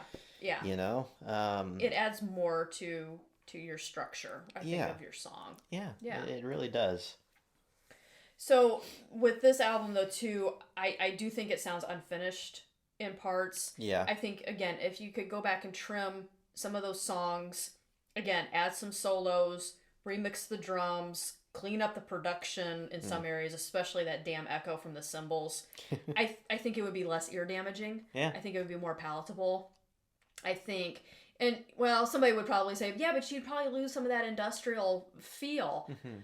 Maybe that would be good. I don't know. I don't know. It's hard for me to say because like some of the things that I have seen, some of those like redone, reimagined kind of St.Anger versions, there's a certain edge missing Yeah. from it, Yeah. And I don't know, maybe that's just because like anytime I seem to dive into the St.Anger stuff is because I'm actually in the mood to listen to that, Right. the super raw and dirty piece of shit that is Right. this album, Yeah, know. absolutely. Yeah. So I don't know. It's odd how that works. Mm-hmm. But I do think when it comes to that, you do lose some of that edge. Yeah. That is true. So my overall rating, if we're going out of 100, my letter grade that I gave it was a C-. Okay. So I would put it at about a 70 out of 100. Okay. So That seems kind of high for what a C- would be. well, I'm just going by a regular grading scale. C- is 70 to 72. Okay. So Teacher's grade. yeah, teacher's grade. I guess though my grade is a little influenced by what I saw on the documentary and everything that they were going through, and that's where some of the lyrics I think stood out a little bit more to me on the songs that were good, that had the good lyrical content, like Sweet Amber and even All Within My Hands, the lyrics in that sense. Those are the things that kind of stand out to me the most when it comes to songs. Believe me, I can appreciate an amazing guitar riff and things like that, but Yeah. for me, a lot of times is what I've kind of focused on is the lyrics. So Yeah. yeah, I know you're kind of sitting there making a I face mean, at me, but well, I mean, it's just it comes down to the individual. yeah. You know, I mean, how what are you gonna focus on? I think too. I'm like you. There is some potential and hope in this album. Mm-hmm. You know, again, it just sounds like it's really unfinished. Yeah. So I think if they made some changes to that, you know, it would make it a better album. Mm-hmm. So Yeah. Well, I mean, it's with with a lot of changes. yeah, yeah, But yeah, I don't know. It's just a difficult question of remastering Saint Anger. You know, right. how do you do it? How do you do it? How do you do it? Yeah, Because this album just has a certain feel, a certain edge to it, and I feel like if you change all the issues with it, you lose some of that again. You know, I don't know. well, and I don't know. here's something. Here's a couple things too that I found. In a 2003 Rolling Stone interview, James said this album was definitely a, quote, purge of emotions, thoughts, ideas, basically everything that had happened to the band over the 10 years before they recorded it. Yeah. So it's them working through a lot of emotions and a lot of things that, you know, some of which needed to be dealt with back in 1988 even. Yeah. Finally kind of getting out that emotion over Cliff. I think the part in the documentary where James says he's still pissed that Cliff left them. Yeah. To me, that spoke absolute volumes about the emotions that they had not dealt with. Yeah. And Lars saying, well, yeah, we went and auditioned bass players the day after Cliff's funeral. I'm sitting there going, that is not healthy. No, it's not. Believe me, I understand you had a tour to finish and things like that, but, you know, people are pretty understanding when you lose a band member, a brother, even, a friend. You know? They could have just scrapped the rest of that tour and said, you know, we're taking a year off, and people would have said, yeah, that's completely understandable. But I mean, the Metallica machine kept on going, rolling, and you know, they were still working their way through things that should have been dealt with, and that's where I feel bad for him. You know, at that time, I felt bad for James when he's sitting there saying that. This album here and this time in the band was them finally processing a lot of stuff. Yeah. A lot of stuff. Yeah. And not just through, you know, the gateway of the therapist they brought in, which we see in Some Kind of Monster. Right. But I mean, in the music they ended up producing at the time. Absolutely. You know, just it was just raw kind of emotion, especially if you listen to some of like the Presidio stuff that's still floating around out there. It's like those demo tapes do still exist. Yeah. And you can you get a taste of that on Some Kind of Monster, the documentary. Yeah. And some of that stuff is really fucking raw. It is. And is full of that emotion that I think some of which was kind of missing. Yeah. On St.Anger. Yeah, I agree. In a 2017 Guitar World interview, James stated, quote, there are things I would like to change on some of the records, but it gives them so much character that you can't change them. Exactly. St.Anger could use a little less tin snare drum, but those things are what make those records part of our history, end quote. So each album, therefore, can be looked at as a snapshot of the band at various points in their lifespan. It really can. So really, do we want to get rid of St.Anger? Do we want to change it? In that sense, no. No. You know, I don't. You really would be losing a part of Metallica in that really sense. Would. You know, every album from Metallica is. It's bizarre because like Metallica is the only band that I've seen where they have like 11 studio albums now. Yeah. But each one of them are so drastically different. Yeah. Each one of them has their distinct kind of sound. You hear a song and you know which album it's from. You really do. You know? You really do. Because each one is what they were. It's just a different. It really is just a different snapshot of the band at that time of when they recorded it. If you really go through and listen to all of Metallica's catalog, if you start with Kill 'Em All, go all the way up through 72 seasons, even listen to Garage Inc. in there, and Beyond Magnetic, if you listen to all of that, you will hear a band evolve. Yep. You will hear a band evolve, mature, change, lose their footing, regain it, come back, and turn out to be really the rock stars that they are today. And there's, rock star gets tossed around, quite a bit. But I mean, you truly have that pinnacle of people up there who are truly rock stars. And it's because of everything that they have dealt with, how they have evolved with their music, changed their music, given back to their communities, things like that. Metallica, they're one of those bands. Those guys, they truly are rock stars. In that sense. Oh yeah. So it's a very elite club. Let's put it that way. Yeah. So that's where they managed to make it through a lot of hardship. A lot of hardship. But cemented as legends. Absolutely. And that's where you wouldn't want to change St.Anger. Yeah. You wouldn't. It'd be interesting to hear it remastered. It would, and I imagine that at some point, we'll get probably a box set. Let's be honest. Oh, I'm sure. Yeah, knowing how the guys are, it's probably going to happen. It would be an interesting to listen to. I'd listen to it. Yeah. But at the same time, you don't want to substitute the original out for something else, because then you are losing really a pretty integral part of this band's history. Yeah. So. Do we wish it could have turned out, maybe a little different, maybe a little better? Sure. Yeah. But again, it was just like a lot of what was going on in their time. Yeah. That they just needed to go through. Yeah, absolutely. So I know we've talked about the Some Kind of Monster documentary quite a bit. I mean, there's just things here that you brought up that I've just kind of checked off. I didn't know. I guess what I could do, if you've never seen the documentary, let me give you a little bit of background on it, and then let's just maybe talk about a couple things that we haven't mentioned already. Yeah. Okay? We were going a little bit long with this episode. We told you it was going to be. Yeah. So some background here. Some Kind of Monster is a documentary that focuses on Metallica as they record St.Anger. Initially, the documentary was just supposed to be about the recording process, but that changed when Jason Newsted left the band and James Hetfield very abruptly entered rehab for a year. It was kind of like James was there and then he was not.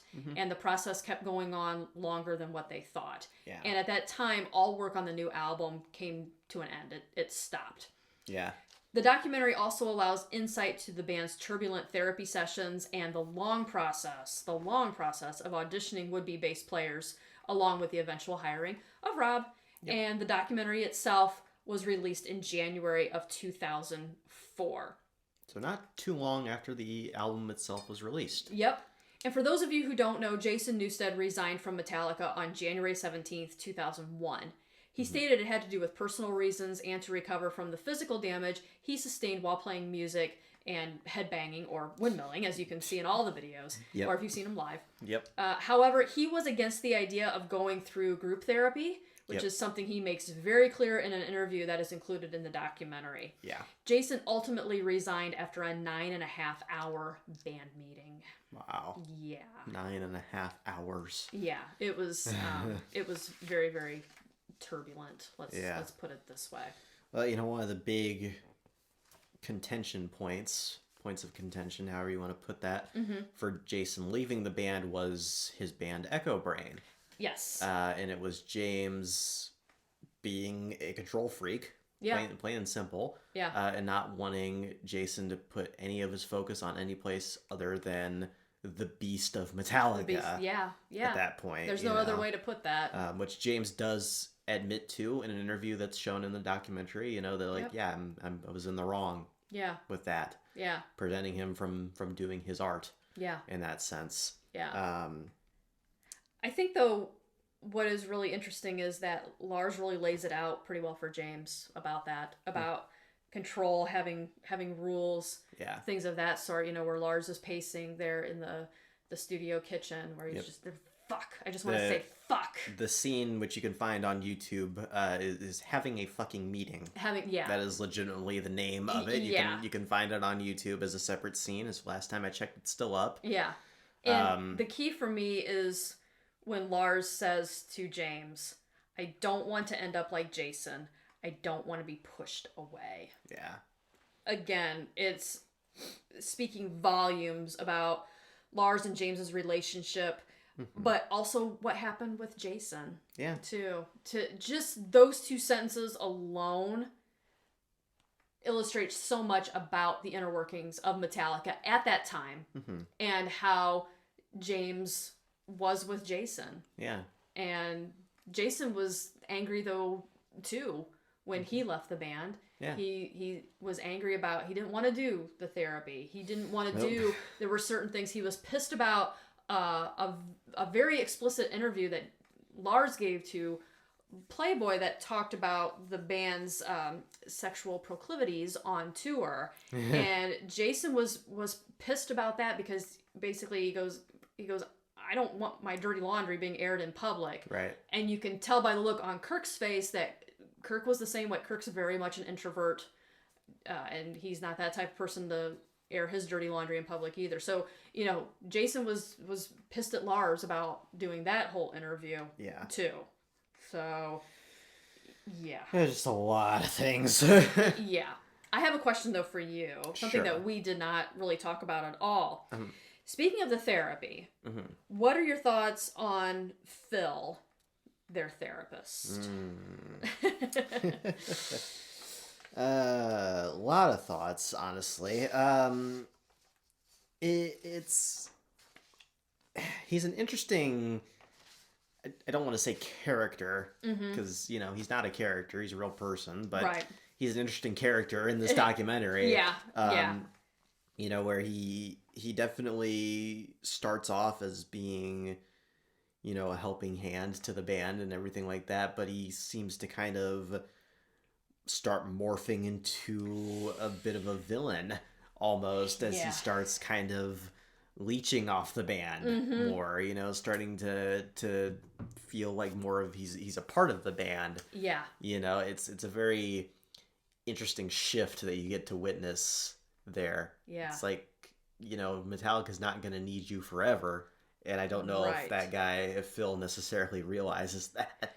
Because there's one time, I think it's either James or Lars says that, and Phil gets a very panicky look on his face. Lars says it to him at one point. And he gets a very panicky look on his face. Like, because basically Phil, their therapist, he kind of infiltrates the band, almost like he becomes a fifth member in that sense. And he even talks about how he's going to be moving out to California, or he wants to move out to California to be the band's permanent therapist. And you could just see this look on James's face where James is basically thinking, panic. Oh, fuck no. Yeah. Fuck no.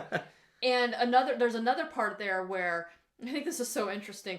You know, Lars is leaning against the counter there in the kitchen. Their studio has a kitchen, full kitchen and everything. It's really nice, actually. Yeah. And he's watching Phil. Basically, Phil is like deconstructing the sandwich that he has, and he's putting it back together. He's taking off like the tomato, and he's taking off like all the really good shit, you know, and reconstructing it. And Lars is just sitting there watching him.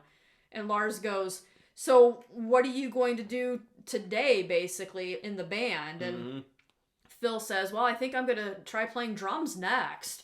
You know, as he completely reconstructs this sandwich. And to me, that scene is so telling because it's in the sense of, I'm taking out all this shit that I don't like from this sandwich and making it the way I like. And to me, I'm thinking, Phil, you're trying to do that with Metallica, aren't you? It's very symbolic. It really is. And Lars is just watching it going, holy shit, he's trying to really change stuff. Yeah, that's that's where he almost does become a character because it's really like, does. You can kind of see that. It's like, that's kind of what he's trying to do. He's kind of trying to mold Metallica into this different really kind of thing. And Lars is sitting there watching, going, "Holy shit! I need to get involved and I need to get this guy out of here. And do something because remember, this is Lars's band, okay? Yeah. Lars made Metallica, and here's some guy coming in, trying to shape it to a certain way. Right. And so with the whole the sandwich scene absolutely fascinates me. When I'm just watching it and watching Lars watch Phil, and yeah, I think that kind of sums up Phil in a nutshell for me, or in a sandwich, a meal for In a me. tomato. In a tomato. He takes off the tomato. Yeah. He's an interesting fellow. He is. Can I wax poetic about Kirk Hammett here? Yeah, I have a couple things to say about Kirk Hammett as well. You go ahead. In this. You go ahead. I mean, this first of all, this absolutely cements him as like the most grounded and wholesome musician ever. Absolutely. Throughout this, I just love Kirk. This documentary. Yeah. And he offers a very interesting perspective of being stuck between James and Lars. Yeah. Kind of in the middle of this ego battle and just trying to be the straight man. Yep. You know, Lars and James start bitching at each other at one point, and of course we get the legendary Kirk Hammett face palm. Just ugh. And the argument comes when they're still recording in Presidio, you know. Yeah. But it's just like, man, Kirk is really like the child stuck between the parents. The arguing parents in this band. Throughout this whole documentary, you know, who's just trying his best to steer his own way, right? In some cases, he really is. You know? He really is. But we get a real interesting glimpse at just like Kirk's spot in Metallica. Yeah. As well, you know, and one of the biggest things that like stuck out to me, is there's a point where they're having a conversation, and James says like, you know, everything feels like an uphill battle. Yeah. And Kirk makes a kind of like a comment, a joke about how the last 15 years have been an uphill battle for him. Yeah. You know? Well, he's like, well, that's how the last 15 years have felt for me. Yeah. And he kind of chuckles, but it feels a lot more real. Well, because what it is, you know, after James gets back from rehab, he's only allowed to work from noon to 4, and that's no fault of his own. That's the parameters that he's had set. Yeah. And so they were talking about basically, what can we do when James isn't here? Can we go and listen to songs? Can we do this? And you know, James isn't happy about it. Right. And he says, I don't like being left out of the creative process. And Kirk says, that's been my life for the past 15 years. And he just says it very flippantly. He just looks up and, like you said, he kind of chuckles, but with a smile. And it's just like, yeah, Kirk just summed up, you know, his life in Metallica. Yeah. Right, you know, right there. In one little quip. Yeah. So, but he tries to be very diplomatic. He tries to keep the peace, you know, where he says, you know, when James and Lars are, you know, going at it again, and he says, come on guys, why don't we go hammer it out in there, meaning the studio, instead of hammering on each other. Yeah. And again, when they're talking about, you know, Jason leaving the band, Kirk's very diplomatic about it. You know, we left this open for him if this is what he decided to do, you know, and he's very reasonable, you know. We get to see a very, I think that's what's pretty great about Some Kind of Monsters. It just really like peels back the curtain on. It really does. You know, these three guys that, you know, have just been like untouchable rock stars. Really, very much so. For their whole music career, basically up to that point. And it's like it finally strips off that layer of armor to give you a look and say like, wow, yeah, these guys are all real people too. They are. You know, they're all just normal men. Yeah. You know? Yeah, absolutely. Going through their own type of shit. Yeah, like Kirk having to go through driving school. Oh my god, traffic school. Or traffic school, excuse me. Traffic school, Kirk Hammett. He made a traffic school song. It's a great additional scene. Great. Go find that one if you haven't seen it. And then he said he was gonna put a skirt on his stuffed cat. Mm-hmm. I'm like, I love you. You're just Kirk Hammett's house is phenomenal. It is. It's fantastic. It's like it's like a place you'd expect a fucking vampire to live. Yeah. Yeah. But it's so fitting. So cool. It's so fitting for Kirk. Yeah. But yeah, so you get Kirk's perspective from there. You get Lars's perspective to a certain degree. Lars is such a little bitch in this sometimes, man. Oh He my is, God. but I love Lars. Ugh. Random observation: Lars is always eating. Yeah, he is. He eats throughout the entire this documentary. he's always eating. Or chomping on his gum or whatever. Yeah. He's always got something in his fucking mouth. Yeah. Bob Rock has really cool hair. Yes. Random observation number 2. I have a list of random observations. Oh my God. What else? Number 3, I have a hot take, as the kids call it. Oh boy. If Rob hadn't worked out as bass player, I think Twiggy Ramirez would have been really good. Yeah, no, I would agree, really do. actually. Yeah. He was kind of like, when I was looking at because they go through and show the whole audition process and like some of the candidates, and one of them is Twiggy Ramirez, who, does he still play with Marilyn Manson? I don't believe so, but okay, please don't quote me on that. Of Marilyn Manson fame. Yeah. And yeah, he was kind of like the other standout from Rob. Yeah. You know? Yeah. Very interesting fit looks-wise, I think, for Metallica. Yeah, I think it would have been a little but it might have been a slight mismatch in that regard, but his bass playing is fantastic. Yeah. Yeah. Yeah. And I have a question for, well, I know you don't really know Orion, but to any of our listeners out there, the infamous scene where Kirk and Lars are talking about Jason. Oh, yes. And Lars starts screaming, "He fucking left the band!" Where is that on the DVD? Yeah. We have the DVD set, so we have the bonus scenes and everything like that. This monster lives, everything like that. Yeah, we have everything. We didn't see it. We didn't see the scene. So if anybody knows where that scene is at, can you leave us a comment, please, on YouTube or shoot us an email? We were actually very disappointed that scene was not in there. Everything else was in there. Because we have no context outside of just Lars screaming, "He fucking left the fucking band." Yeah, the scene that's on YouTube. Yeah. It is not on some kind of monster. And like I said, we have everything. We have the dual disc DVDs. Yeah. So if any of you know, again, please drop us a line. I would honestly really appreciate it. Yeah. Yeah. I want to take just a minute here to talk about James throughout this, because he's very real and transparent throughout this. Yeah, he is. You know, and he goes, which is rare for James, because he's really a pretty shy individual. He's pretty private throughout. Yeah. And you just throughout this, he really just puts himself out there of like, okay, this is what I was dealing with, and this is what's going on in my head. Right. There's a whole extra scene about him talking about his upbringing, which we spoke about earlier. Yeah.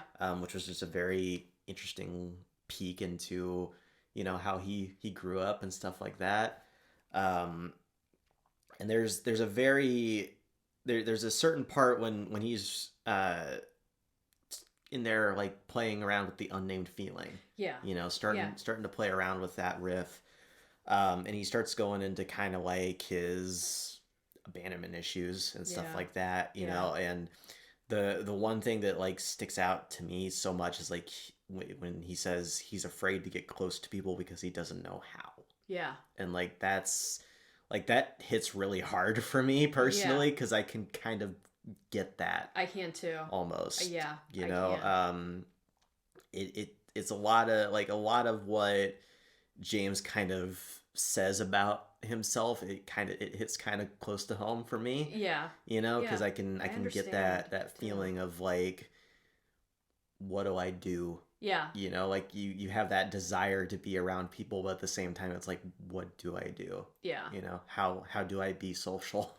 And then isn't there another part where he talks about how when he is able to have relationships with people, he just holds them so tight. Yeah. He doesn't want to let them go. It's all within my hands. Yeah. He just squeezes it, basically. Holds them tight to the point where they're basically exploding. Yeah.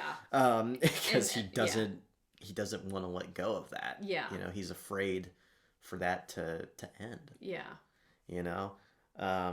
He's very vulnerable in this documentary. Yeah, but I think that's honestly where some of James being kind of the control freak comes from, is because he's honestly scared of what would happen if he does let go. Right. In that sense. Right.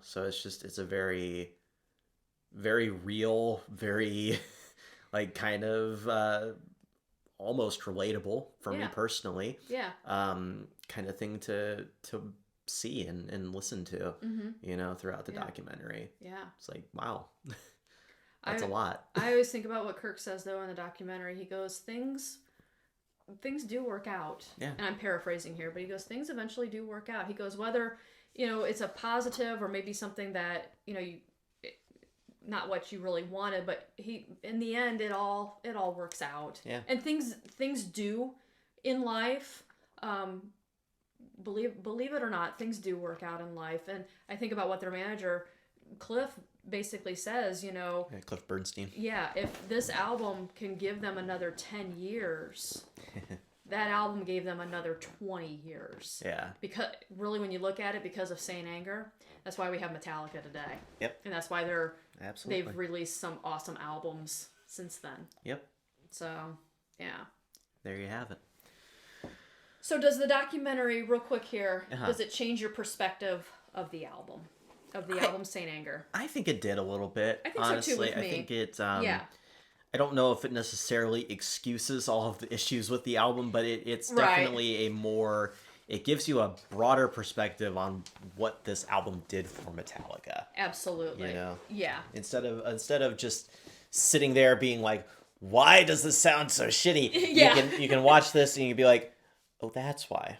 Yeah. Yeah, like, absolutely. It definitely gives the full picture of Metallica in that moment. Yeah. Yeah. So. And I think that's where it did, quote unquote, influence my quote unquote grade, because I was thinking about certain things that they were dealing with at that time, what they talked about in the documentary, especially when they showed them recording certain songs and things like that. Yeah. So, yeah, it did change my perspective of the album, and I think it changed it, honestly, a little bit for the better. Yeah. So, I will not say that St.Anger is the greatest Metallica album, nor is it an album that I would put on and listen to all the way through.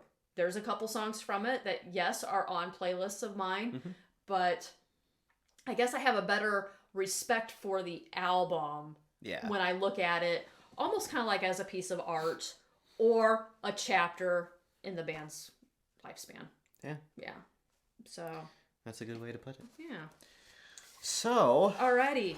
We're going very long here, so shall we move on to metal messages? Yes, metal messages. So we have some breaking news here when it comes to metal messages. Oh boy. We have the Rock and Roll Hall of Fame 2024 inductee list. Alrighty. This is a good list. So this is everybody who will be inducted this year. We have Jimmy Buffett, Miss Mary J. Blige, wonderful, Cher, wonderful, Dave Matthews Band, also wonderful, Foreigner's Foreigner's going in. Yes, Foreigner's going in. Wow. Peter Frampton, very nice. Kool and the Gang, Alexis Corner, who was a British musician, okay, John Mayall, MC5, Suzanne DePass, who is a music producer, okay, Big Mama Thornton. She was a singer-songwriter. I think I've heard of her, actually. Look her up. That woman had a voice. A Tribe Called Quest. Yep. Dionne Warwick. Ah, Norman cool. Whitfield, who was a songwriter and producer for Motown. I'm pretty sure I heard of him at some point. Have you? Yeah. Of course, I love Motown. I have not heard of Norman Whitfield, though. His name sounds familiar. And Ozzy Osbourne. Hell yeah. So congratulations. Goddamn time for Ozzy. I know. So congratulations to the Rock and Roll Hall of Fame 2024 inductees. The ceremony will be held at Rocket Mortgage Fieldhouse in Cleveland, Ohio on Saturday, October 19th, 2024. Rock and Roll Hall of Fame, I have one question. Yes. Where is Iron Maiden? Where is Iron Maiden? We need Iron Maiden. Where is Iron Maiden? We need Iron Maiden. I mean, it took them forever man. to induct Deep Purple, so I think unfortunately Iron Maiden is kind of going the Deep Purple route, where it's taking them forever to get inducted, because Iron Maiden's been on the fan vote ballot for 3 years in a row now? 3 or 4 in a row, Something like that. Yeah. So Yeah. So, but One congrats day. to all the nominees. There are Yeah, no, some we had some fantastic very there. good inductees this year. I'm not gonna complain, but No, I'm not either. But don't mean to dump on them or anything like that. No. Saying like, oh, where's Iron Maiden? No, it's just Where is Iron Maiden? just wondering though. 'Cause Yes. It's just like, man, there are some like.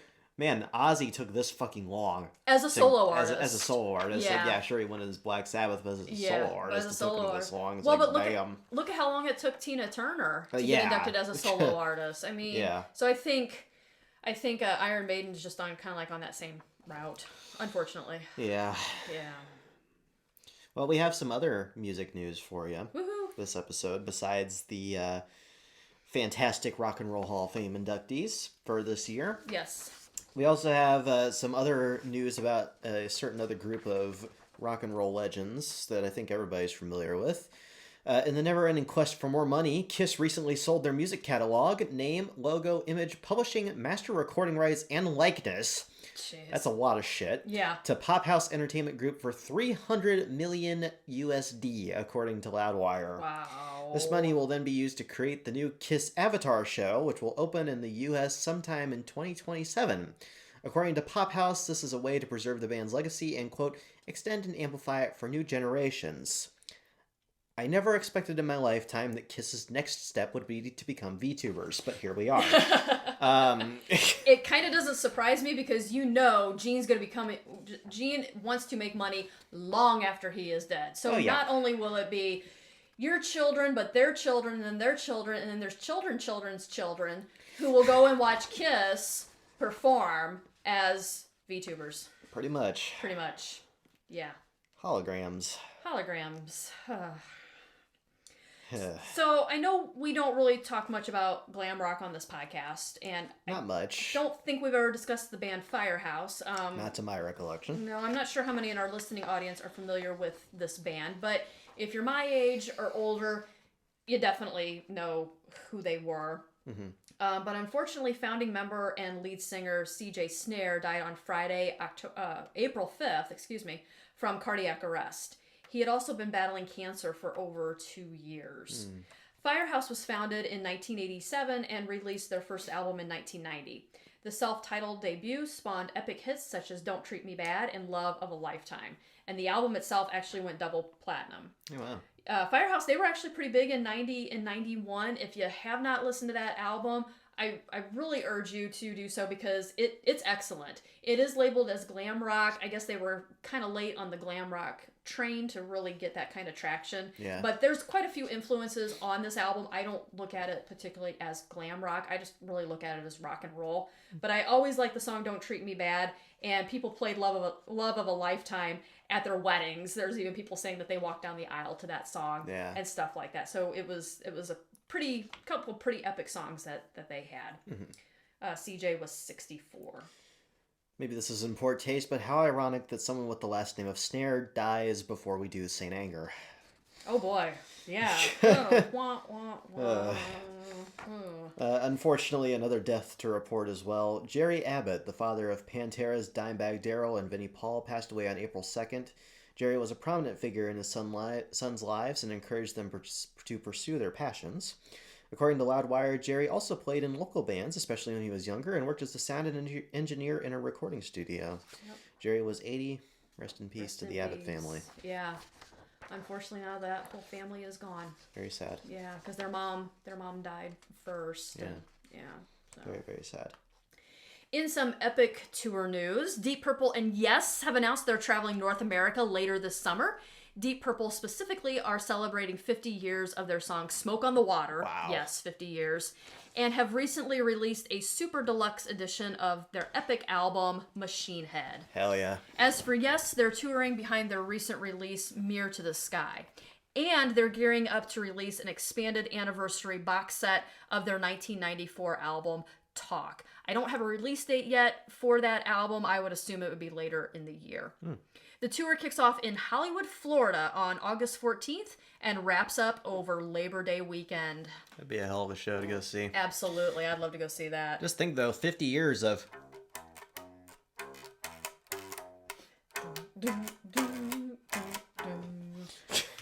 50 years of guitarists playing it poorly. Playing that, yeah. I love Deep Purple. They're just... Yeah, no. I love that song, Burn. So good. Oh, it's so good. Machine Head, a fantastic album, of course. Absolutely. Finally, last piece of music news. You want to feel even older than you already are right now with sure. 50 Years of Smoke on the Water? Why not? April 4th, 1974 marks 50 years since Van Halen performed their first gig on the Sunset Strip at a club called Gazzarri's. Say what? There were 4 people in the audience, and according to Alex Van Halen, Gazzarri's wouldn't even let the band park in their lot. What? As of today, the band has sold over 67 million albums worldwide, and as for Gazzarri's, it closed in 1993 after the death of its owner, Bill Gazzarri, and the building was torn down in 1995. Well. So who's parking in your lot now, Bill? I think they made it into a restaurant, a different restaurant. But Gazzarri's was actually the place that gave Motley Crue its first break. How about that? I remember Nicky has spoken about it quite a bit in interviews, and he said that place was absolutely filthy. He goes, even by our standards back in the 80s, he goes, it was nasty. It's pretty fucking bad when Motley Crue, of all bands, is saying a place is nasty. Yeah, I'll never forget that. I think even Nicky talks about that in The Dirt, saying, man, that place was just gross. So that says a lot. I understand why they tore the building down. Okay, so that's it for this episode. That does it. Episode 16 coming up. So keeping with our Metallica theme, we're reviewing the Black Album and covering the first part of their epic saga, A Year and a Half in the Life of Metallica documentary. So we're still on the Metallica documentary train here. We're going to be doing essentially what we did here, where since A Year and a Half in the Life of Metallica Part 1 has... the making of the Black Album. Yes. We're going to be involving some of that in our review, kind of like how we did here. Yep. Obviously, doing 2 separate reviews in one episode makes for a very long episode. We appreciate you listening. Yeah, putting up with all the time that we have taken here. But yeah, we're going to be doing that. We're going to go from what many deem to be their worst album to what many proclaim to be their best. So that way we've reviewed both Guns N' Roses and Metallica's best and worst. Absolutely. And then episode 18 will follow the second half of A Year and a Half in the Life of Metallica. And we will also talk about the epic Metallica Guns N' Roses tour from bad to even worse, including the riots. So these next 2 episodes are going to be a lot of fun. Indeed they are. We're aiming to record episode 16 on May 17th, so it will be a while before our next episode comes out. We have a lot going on personally in the meantime. Yeah. So please just keep an eye out for it. So if we record on the 17th, it should be posted by May 20th, 21st, roughly. Yeah, somewhere around there. Look for it in the middle of May. Absolutely. Look for it from about a month from now. From about a month from now. You know? We still have our email address if you want to talk to us. It is rti_official@yahoo.com. Or you can also watch us here on YouTube and leave a comment. Please, if anybody knows where that scene is of where Jason fucking left the band, please let us know. We would really, really appreciate it. We really would. Because I'm losing my mind here. Where is that scene? Mm-hmm. Also, tap that follow button at the top of our page on Spotify so you have another way to stay up to date as to when new episodes post. Always remember, new episodes get uploaded to Spotify first. Yes. YouTube, sometimes up to a week later, depending on when I move my lazy ass. So or when you have the time. You have stuff going on as well. Follow us on Spotify for sure if you want new episodes as soon as they come out. And if you are on your mobile app on Spotify, you can go in and review us. Thank you to those of you that have left us 5-star reviews. We really, really appreciate it. Indeed we do. Thank you as always for listening, and remember, keep it cranked.